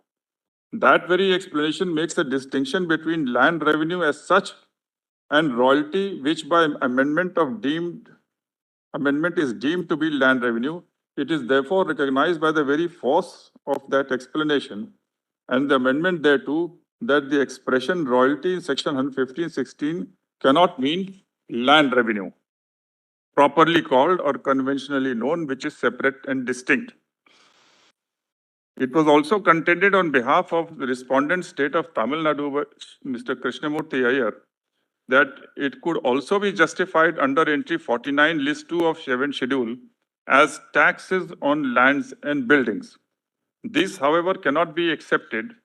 In this connection, reference may be made to the decision of this court in Raja Jagannath Baksh Singh, where at page 229 it was indicated that the expression land in entry 49 is wide enough to include agricultural land as well as non-agricultural land. Justice Gajendra Gatkar, as the learned Chief Justice then was, observed that the cardinal rule of interpreting the words used by the Constitution in conferring legislative power was that these must receive the most liberal construction. And if they are words of wide amplitude, the construction must accord with it. If general word was used, it must be so construed so as to extend to all ancillary or subsidiary matters that can reasonably be included in it. So construed, there could be no doubt that the word land in entry 49 list 2 includes all lands, whether agricultural or non-agriculture. Hence, since the impugned act imposed tax on lands and building which was within the competence of state legislature and its validity was beyond challenge, but the court observed that there was entry 46 in list 2, which refers to tax on agricultural income. It is clear that agricultural income is not included in 49. If the state legislature purposed to impose a tax on agricultural income, it would be referable to entry 49. Mr. Krishnamurthy Iyer relied on the said principle, but in the instant case, royalty being that which is payable on the extraction from the land and cess being an additional charge on royalty cannot by the parity of the same reasoning be considered to be a tax on land. But since it was not a tax on land and there is no entry like 46, in the instant situation, like the position before this court, in the aforesaid decision enabling the state to impose tax on royalty, in the instant situation, the state was incompetent to impose a tax. There is a clear distinction between tax directly on land and tax on income arising out of the land. It is here not that Mr. Sirwai says that this was enough to strike it down because it's a tax on income. And it is state's own income which it is taxing.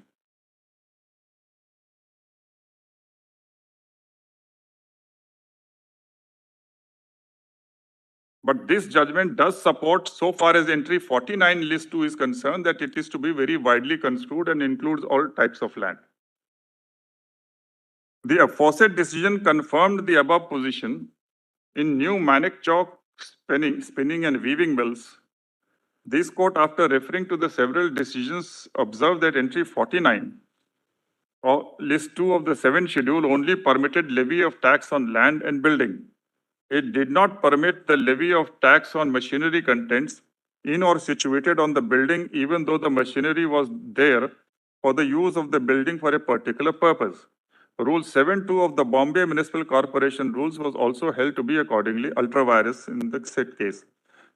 In SC non, this court had occasion to consider this and upheld the validity of Wealth Tax Act on the ground that it fell within entry 86 and not entry 49 of list 2. Construing the said entry, this court observed that entry 49 contemplated a levy on land as a unit, and the levy must directly be imposed on land and must bear a definite relation to it. So this is the case which drew the distinction between a composite tax under 86, list 1, and land as a unit, which means it should be only on land, not on all other assets. In Assistant Commissioner of Urban Land Tax versus Buckingham and Karnataka Company, this court reiterated the principles laid down in SC Non's case and held that entry 49 of list 2 was confined to tax that was directly on land as a unit. In second gift tax officer versus Nazareth, it was held that tax on the gift of land is not a tax imposed directly on land, but only on the particular user, namely the transfer of land by way of gift. In Union of India versus Dhillon, this court approved the principle laid down in Non as well as Nazareth. In Bhagwan Das Jain, this court made a distinction between levy on income from house property, which would be referable to entry 49, list 2.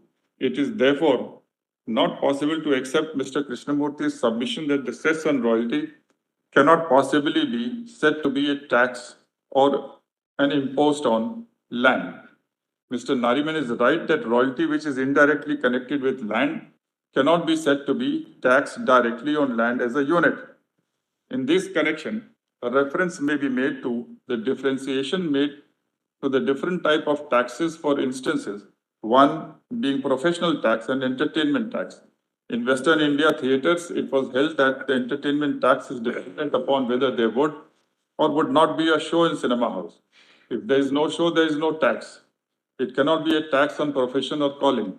Professional tax does not depend upon the exercise of one's profession, but only concerns itself with the right to practice. It appears that in the instant case also, no tax can be levied or is leviable under the impugned act if no mining activities are carried on. Hence, it is manifest that it is not related to land as a unit, which is the only method of valuation of land under entry 49 of list 2, but is relatable to minerals extracted. Royalty is payable on a proportion of the minerals extracted. It may be mentioned that the Act does not use dead rent as the basis on which land is to be valued. Hence, there cannot be any doubt that the impugned legislation in its pith and substance is a tax on royalty and not on land. Now, in my humble submission, this is completely erroneous, because your Lordship saw in 9A that dead rent or royalty in the alternative, whichever is higher. The court seems to be saying, had it been dead rent instead of royalty, it would have been all right. But since royalty has been brought there, therefore it is. And the other aspect note is that since it is dependent upon use, now the fact that land is being used or not used can be a classification method. Because government will not like to tax the land where for some good reason mining is not being done. So it's not always that once the aspect of user comes in, therefore it automatically goes out of the fold of entry 49, list 2. Then kindly come to 24 at page 116.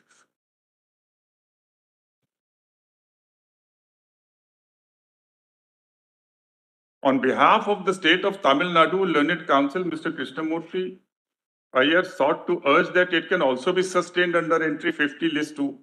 Entry 50 of list 2 of the 7th schedule deals with taxes on mineral rights, subject to limitation imposed by Parliament relating to mineral development. Entry 23 of list 2 deals with regulation of mines and mineral development subject to the provisions of list 1. With respect to regulation and development under control of the Union, and entry 54 in list 1 deals with regulation of mines and minerals under the control of the Union declared by Parliament by law to be expedient in public interest. Even though minerals are part of the state list, they are treated separately. And therefore, the principle that the specific excludes the general must be applied. See the observations of Waverley, Jute Mills, where it was held that land in entry 49 cannot possibly include minerals. Please mark this sentence, my lords. It will not include minerals, not that it will not include the land itself. In this connection, learned Attorney General appearing for the Union of India submitted before us that in order to sustain the levy, the power of the state legislature has to be found within one or more of the entries of list 2 of the 7th schedule. The levy in question has to be either a tax or a fee or an impost. If it is neither a tax nor a fee, then it should be under one of the general entries under list 2. The expression land, according to its legal significance, has an indefinite extent both upwards and downwards the surface of the soil, and would include not only the face of the earth, but everything under it or over it. Now, this is in support of the states. It doesn't go against. See the observations in Anant Mills. The minerals which are under the earth can, in certain circumstances, fall under the expression of land. But as tax on mineral rights is expressly covered by entry 50 list 2, if it is brought under the head taxes under entry 49 of list 2, it would render entry 50 of list 2 redundant. Learned Attorney General is right in contending that the entry should not be so construed as to make one entry redundant. It was further argued that even in pith and substance, the tax fell to entry list 50 list 2. It would be controlled by a legislation under entry 54 list 1. Now, there is only one problem with these observations, that Mr. Krishnamurthy wanted to justify the tax in the alternative under entry 50 list 2, saying therefore that it can be, cess on royalty can be understood since royalty is relatable to extracted mineral and dispatched mineral. Therefore, it is very proximate in nexus with entry 50 list 2. Now, what the court is saying that the minerals which are under the earth can in certain circumstances fall under the expression land. So if it either falls under land or it falls as a mineral right. So either it goes under 49 list 2 or it comes within the fold of entry 50. If it comes under 50, then the state is competent subject to the limitations.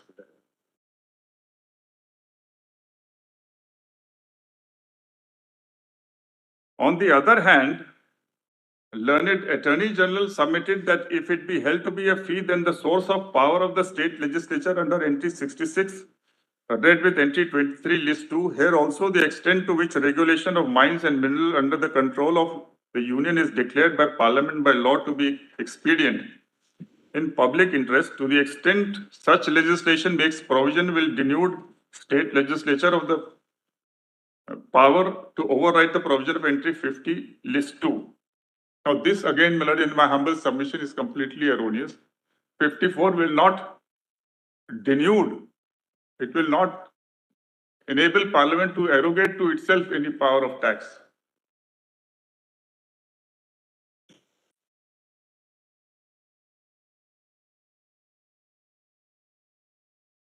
In view of the parliamentary legislation under entry 54, declaration made under section 2 and provision of section 9 of the Act, the state legislation would be overridden to that extent. It's completely erroneous in my respectful submission. Because it assumes that section 9 is a tax and tax pertaining to entry 50 list 2, and it is a limitation on that, and therefore denudation happens.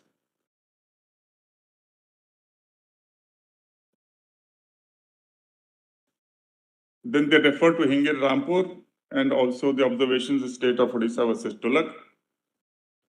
Our attention was drawn to the decision of the division bench judgment of the High Court of Mysore in Lakshmi Narayan Mining Company.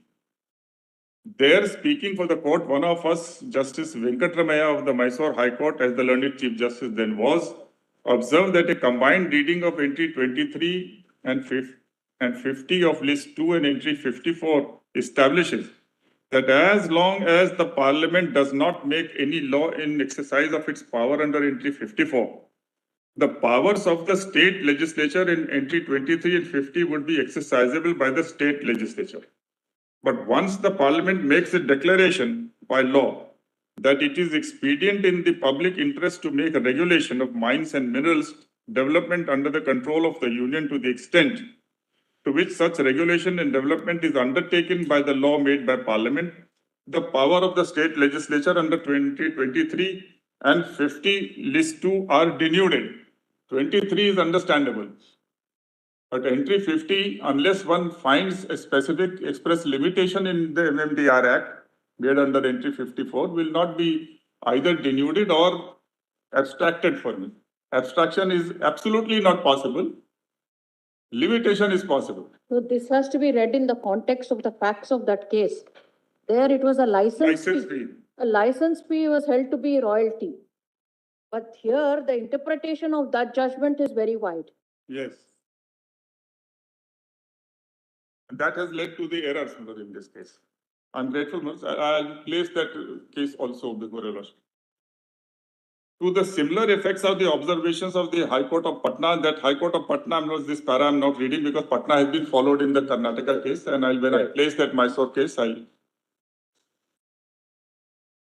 then in para 29, HRS Murthy is referred, and this was overruled by this 7 judges judgment. So let me place this extracted part of HRS Murthy. When a question arises as to the precise head of legislative power under which a taxing statute has been passed, the subject for inquiry is what in truth and substance is the nature of the tax. No doubt, in a sense, but in a very remote sense, it has a relationship to the mining as also to the mineral won from the mine under a contract by which royalty is payable on the quantity of mineral extracted. But that does not stamp it as a tax on either the extraction of the mineral or on mineral right. It is unnecessary for the purpose of this case to examine the question as to what exactly is the tax on mineral rights, seeing that such a tax is not leviable by Parliament, but only by the state, and the sole limitation on the state's power to levy the tax is that it must not interfere with a law made by Parliament as regards mineral development. Our attention was not invited to the provisions of any such law created by Parliament. In the context of Section 78, 79 and the scheme of those provisions, it is clear that the land cess is in truth a tax on land within entry 49.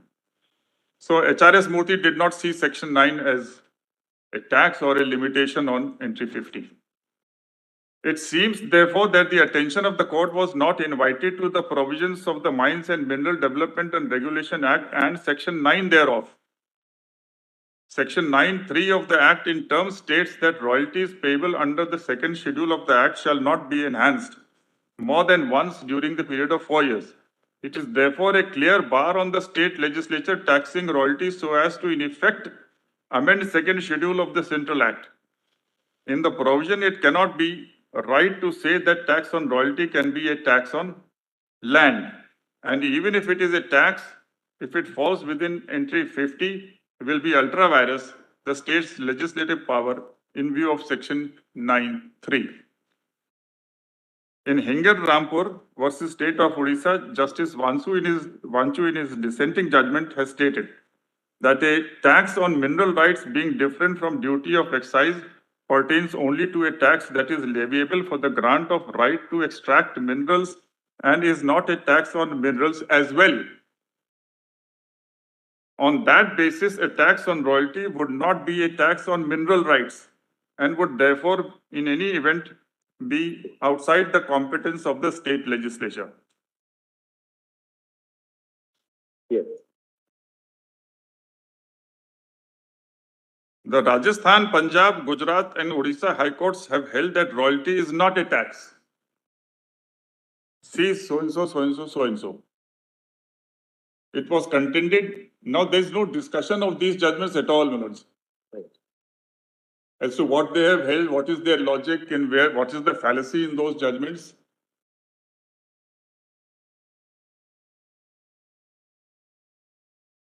In fact, in Dr. S.S. Sharma's case, which I'll be placing, the validity of Section 9 had been questioned. That this is a tax and it's a usurpation of the power under 50. So the court said it's not a tax and therefore there's no question of usurpation. That's how it was said. Then 32, it was contended by Mr. Krishnamurthy that the state has a right to tax minerals. It was further contended that if a tax is levied, it will not be irrational to correlate it to the value of the property and to make some kind of annual value basis of tax without intending to tax the income. In view of the provisions of the Act as noted herein before, this submission cannot be accepted. Krishnamurthy also further sought to urge that entry 50, there is no limitation to the taxing power of the state. In view of the principles mentioned herein before and express provision of Section 9(2) or MMRD Act, this submission cannot be accepted. The field is fully covered by the central legislation. In any event, royalty is directly relatable only to minerals extracted. And on the principle that the general provision is excluded by the special one, royalty would be relatable to entry 23 and 50 list 2 and not entry 49 list 2. But as the fee is covered by the central... Is it the field, I think, but as the field is covered. Fee is covered by the central power. Field. F-E-E, fee. F-I-E-L-D. It's a typo. Oh, yes. Here it is a typo. Here it is a typo. That also is. As the field is But covered as by the field is covered by the central power under entry 23 of or entry 50 of list 2, the impugned legislation cannot be upheld. Our attention was drawn to a judgment of the High Court of Madhya Pradesh, Hiralal Rameshwar Prasad, which was delivered by division bench, Justice J.S. Verma, acting Chief Justice, as his lordship then was, held that the development cessed by so-and-so is ultra-virus. It is not necessary to, in the view taken by us further.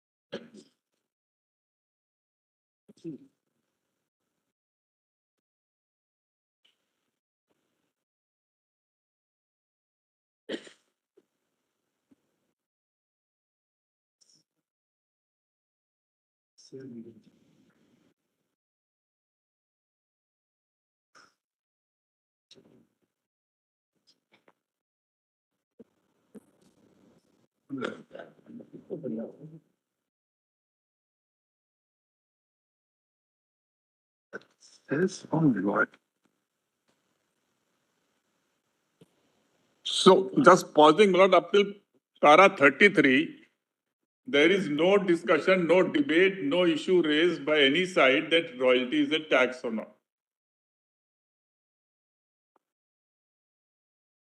Just the Mysore High Court judgment is referred and then the 4 High Courts holding otherwise is referred.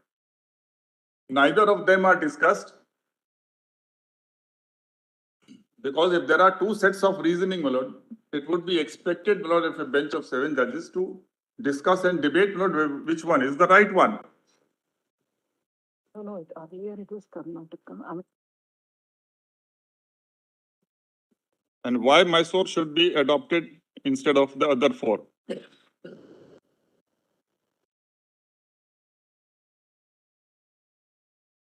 In fact, the 7 judges bench has avoided the question which of them is right.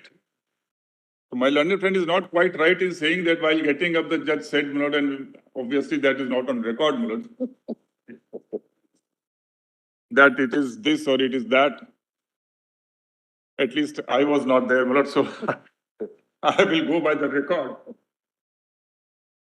Now kindly see, my lord, the abrupt conclusion in the Most crucial paragraph. 34. 34 is the most crucial paragraph.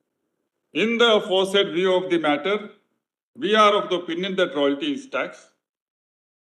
As such, cess on royalty being a tax on royalty is beyond.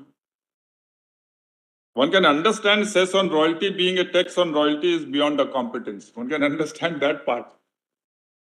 But there was no issue. Issue was whether cess on royalty is good or bad.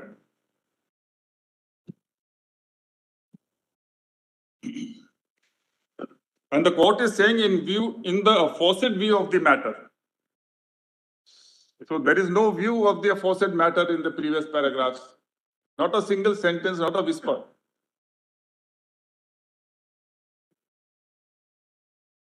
And that's why Kesharam said, my lord, that if you say just this word is missing, in the aforesaid view of the matter, we are of the opinion that cess on royalty is a tax. Correct. So that's how, my lord, this clarified this apparent error.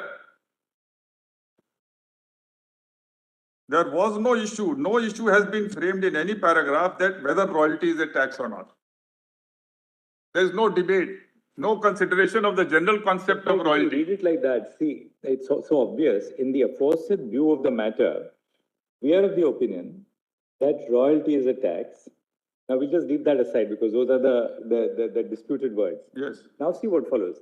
As such, cess on royalty. Cess on royalty being a tax on royalty.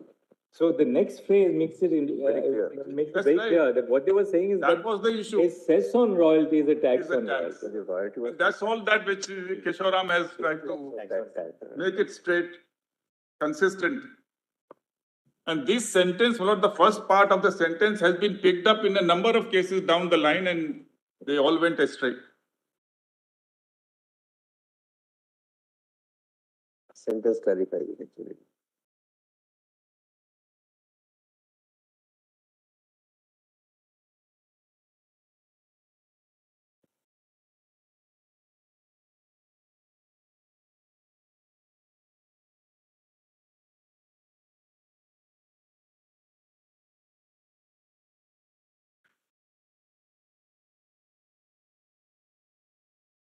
Now see the second and third sentence. In any event, we are On royalty. So they tried to repeat what they had said earlier in the second part of the same sentence in order to draw the conclusion is beyond the competence of the state legislature. in any event, we are of the opinion that cess on royalty, they come back to cess on royalty, cannot be sustained under entry 49 list 2 as being tax on land. Royalty on mineral rights is not a tax on land, but a payment for the user of land. So this is what we are saying, that the last sentence is supporting, which I had been submitting since morning, that royalty is for not merely user. I would say even this is not fully correct, because the royalty is for transfer of the owner's right to extract the mineral and sell it. So the mineral value has to be shared by the owner and the lessee. One is, the lessor is the dominant owner and the lessee is the subservient owner. Yes. Having an interest in land because of the lease. So therefore, it's logical that the mineral value which is state is owning must be shared with the only the sharing mode is prescribed by Section 9.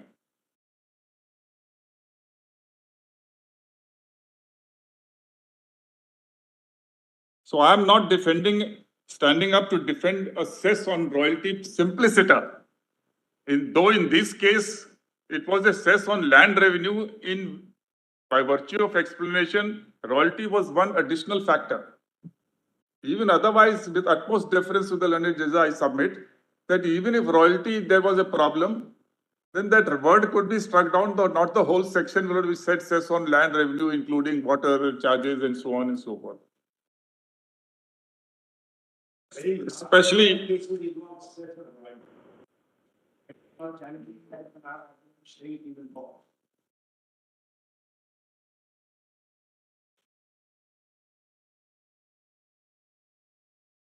Orissa, for example, is straight on.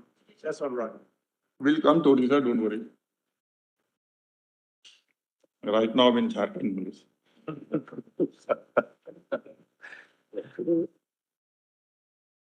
So in this case, the cess was not on royalty directly, but a cess on land revenue. Normally it's something like surcharge. It takes the same character.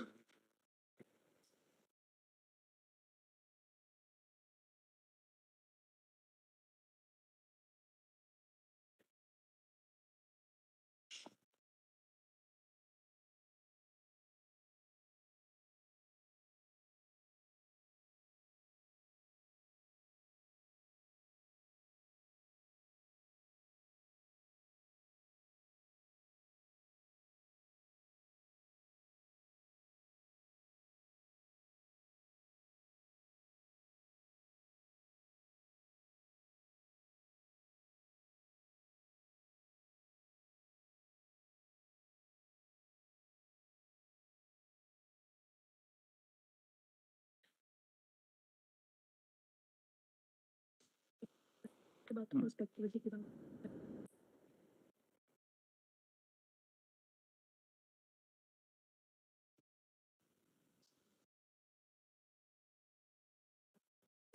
this paragraph 34, Yes, you read somewhat abruptly that's right.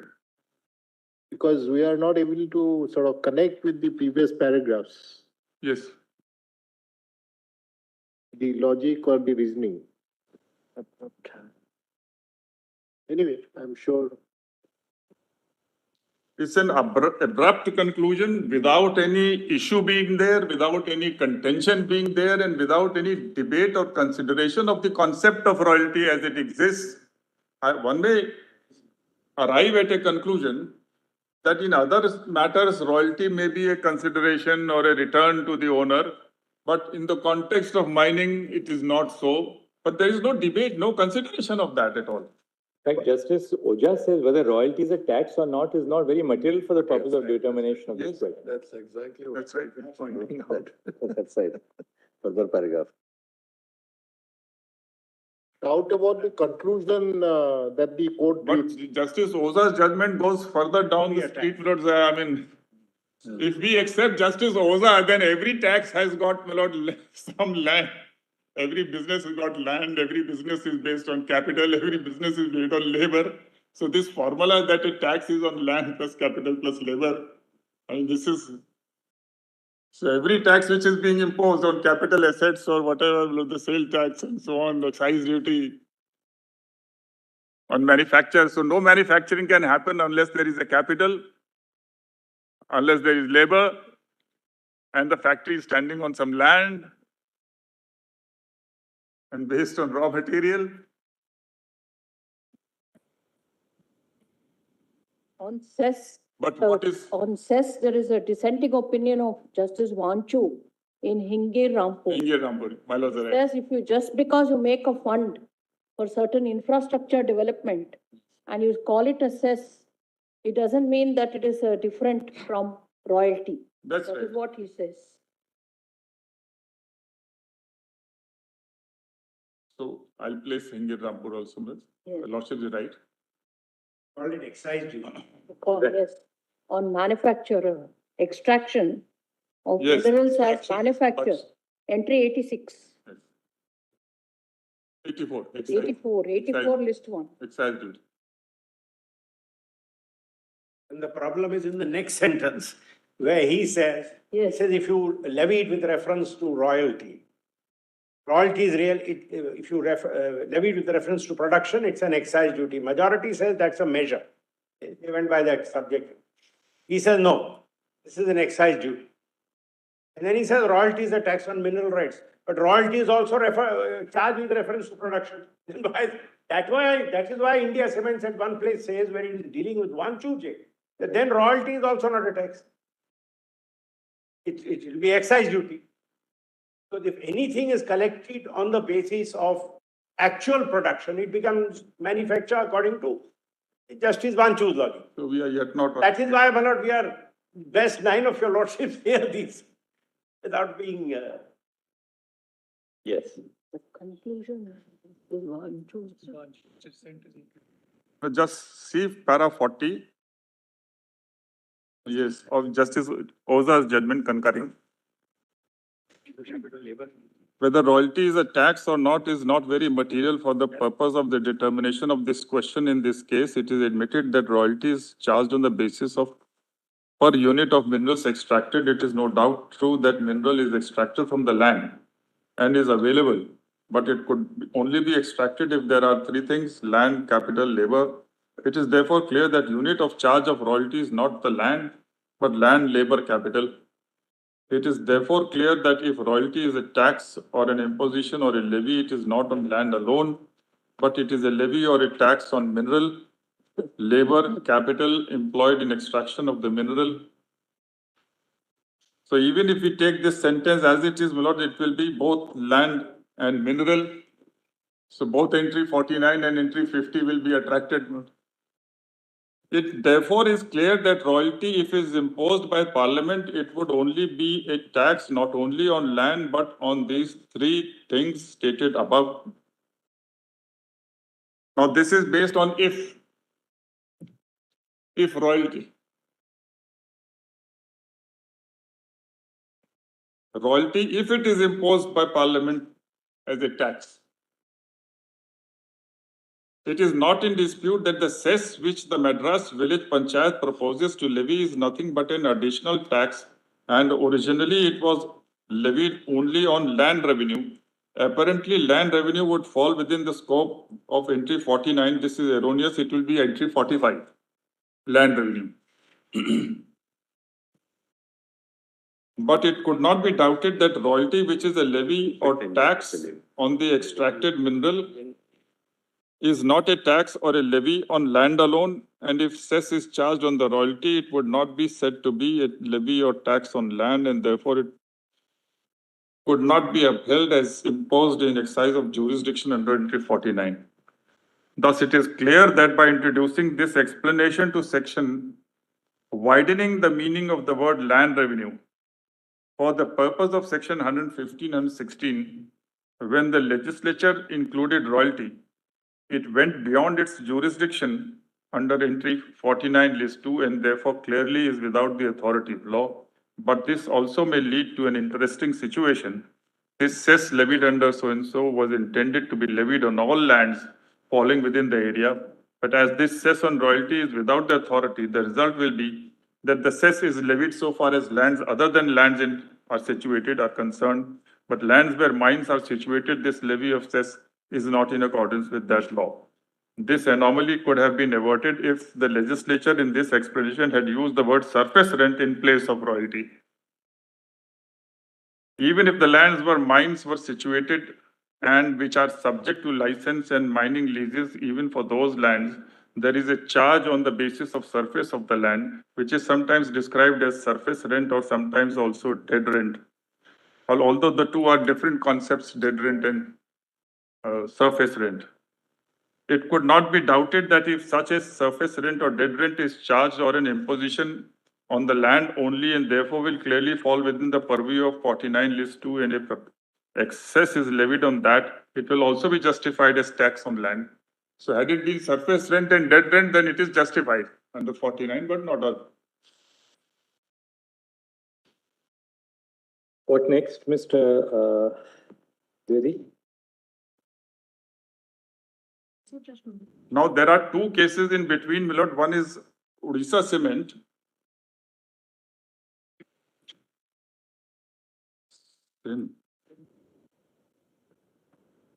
Same volume, page 1329.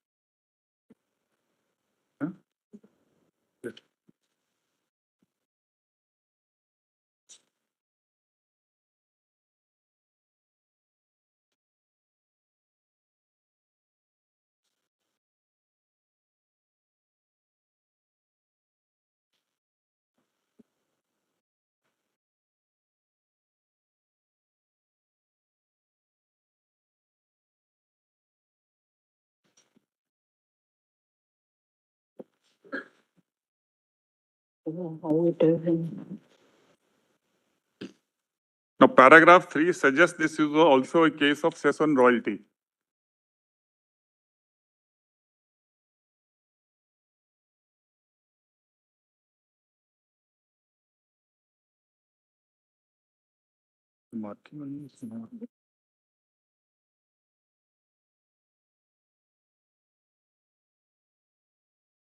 Para 8, the Lordships refer to the dissenting judgment of Justice Vanchu in Hinge Rampur. That's referred to in para 8. Section 7(3) of the Odisha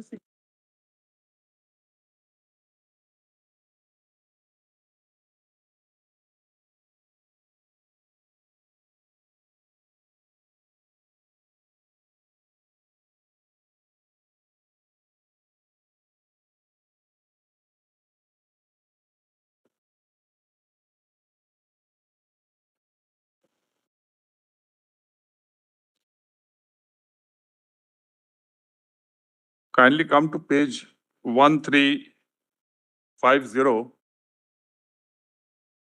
where the section under challenge is quoted, section 5 and then section 7.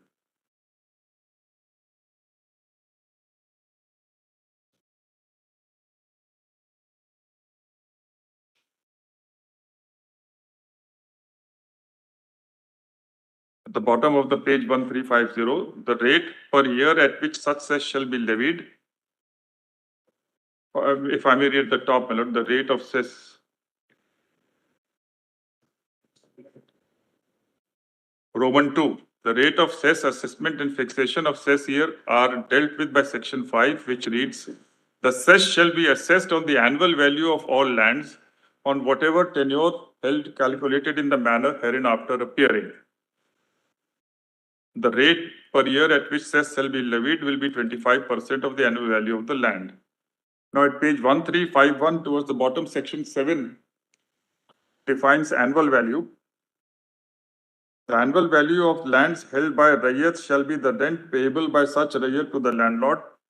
2. In the case of lands held as an estate, the annual value shall be the aggregate of the amount which the intermediary is entitled to receive on account of revenue or rent, less the amount payable by an intermediary as revenue to the intermediary immediately superior to him or to the government, as the case may be. B. The rent, if any, payable under the land or in the khas possession. 3. In the case of lands held for carrying on mining operations, the annual value shall be royalty or, as the case may be, the dead rent payable by the person carrying on mining operations to the government.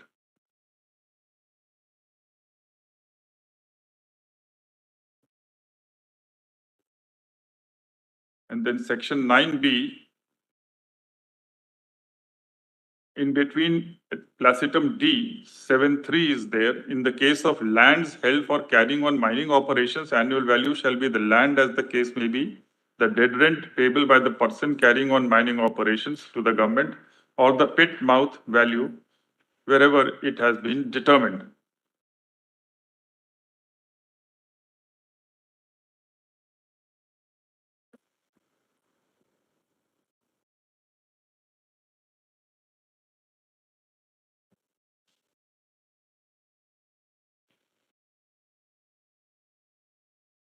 Please come to page 1370.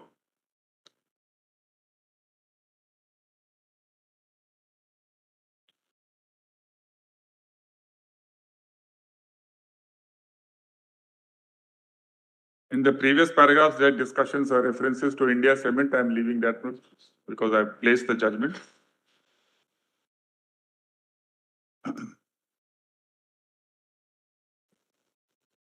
There has been considerable discussion before us as to whether royalty itself is a tax or not. The controversy before us centers around the discussion contained in para 31 to 34 of India Cement.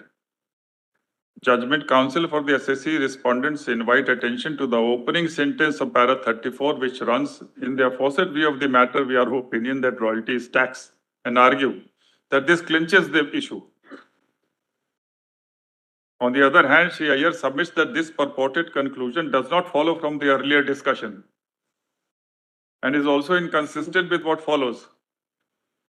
He points out that though there is reference in para 27 to the conclusion of Justice Venkat Ramaiah in a judgment of the Mysore High Court that royalty under section 9 is really a tax, and a reference in para 31 to Rajasthan, Punjab, Gujarat to the effect that royalty is not a tax, there is no discussion, criticism or approval of any of the decisions on this point, and that therefore the first sentence of para 34 is non sequitur. He submits that perhaps there is typographical error in the first sentence of para 34 and the sentence should really read thus. So here the sentence is completely suggested in a different form. He also points out that the last sentence of para 34 reads, royalty on mineral rights is not a tax on land, but a payment for the user of land. He submits, therefore, that this issue has not been decided in India Cement. He submits that before we express any opinion on this issue, we should consider the matter afresh, and places before us extracts from various lexicons and dictionaries to show that royalty is nothing more then the rent or a lease amount payable to the lessor in consideration for the grant of lease to exploit minerals. Reference may also be made to D.K. Trivedi, para 35 so and so. It is therefore neither a fee nor a tax, but merely a price paid for the use of mineral bearing land. We do not think it is necessary for us to express an opinion either way on this controversy, for it seems to us it is immaterial for the purpose of the present case. If royalty itself were to be regarded as a tax, it can perhaps be described properly as a tax on mineral rights.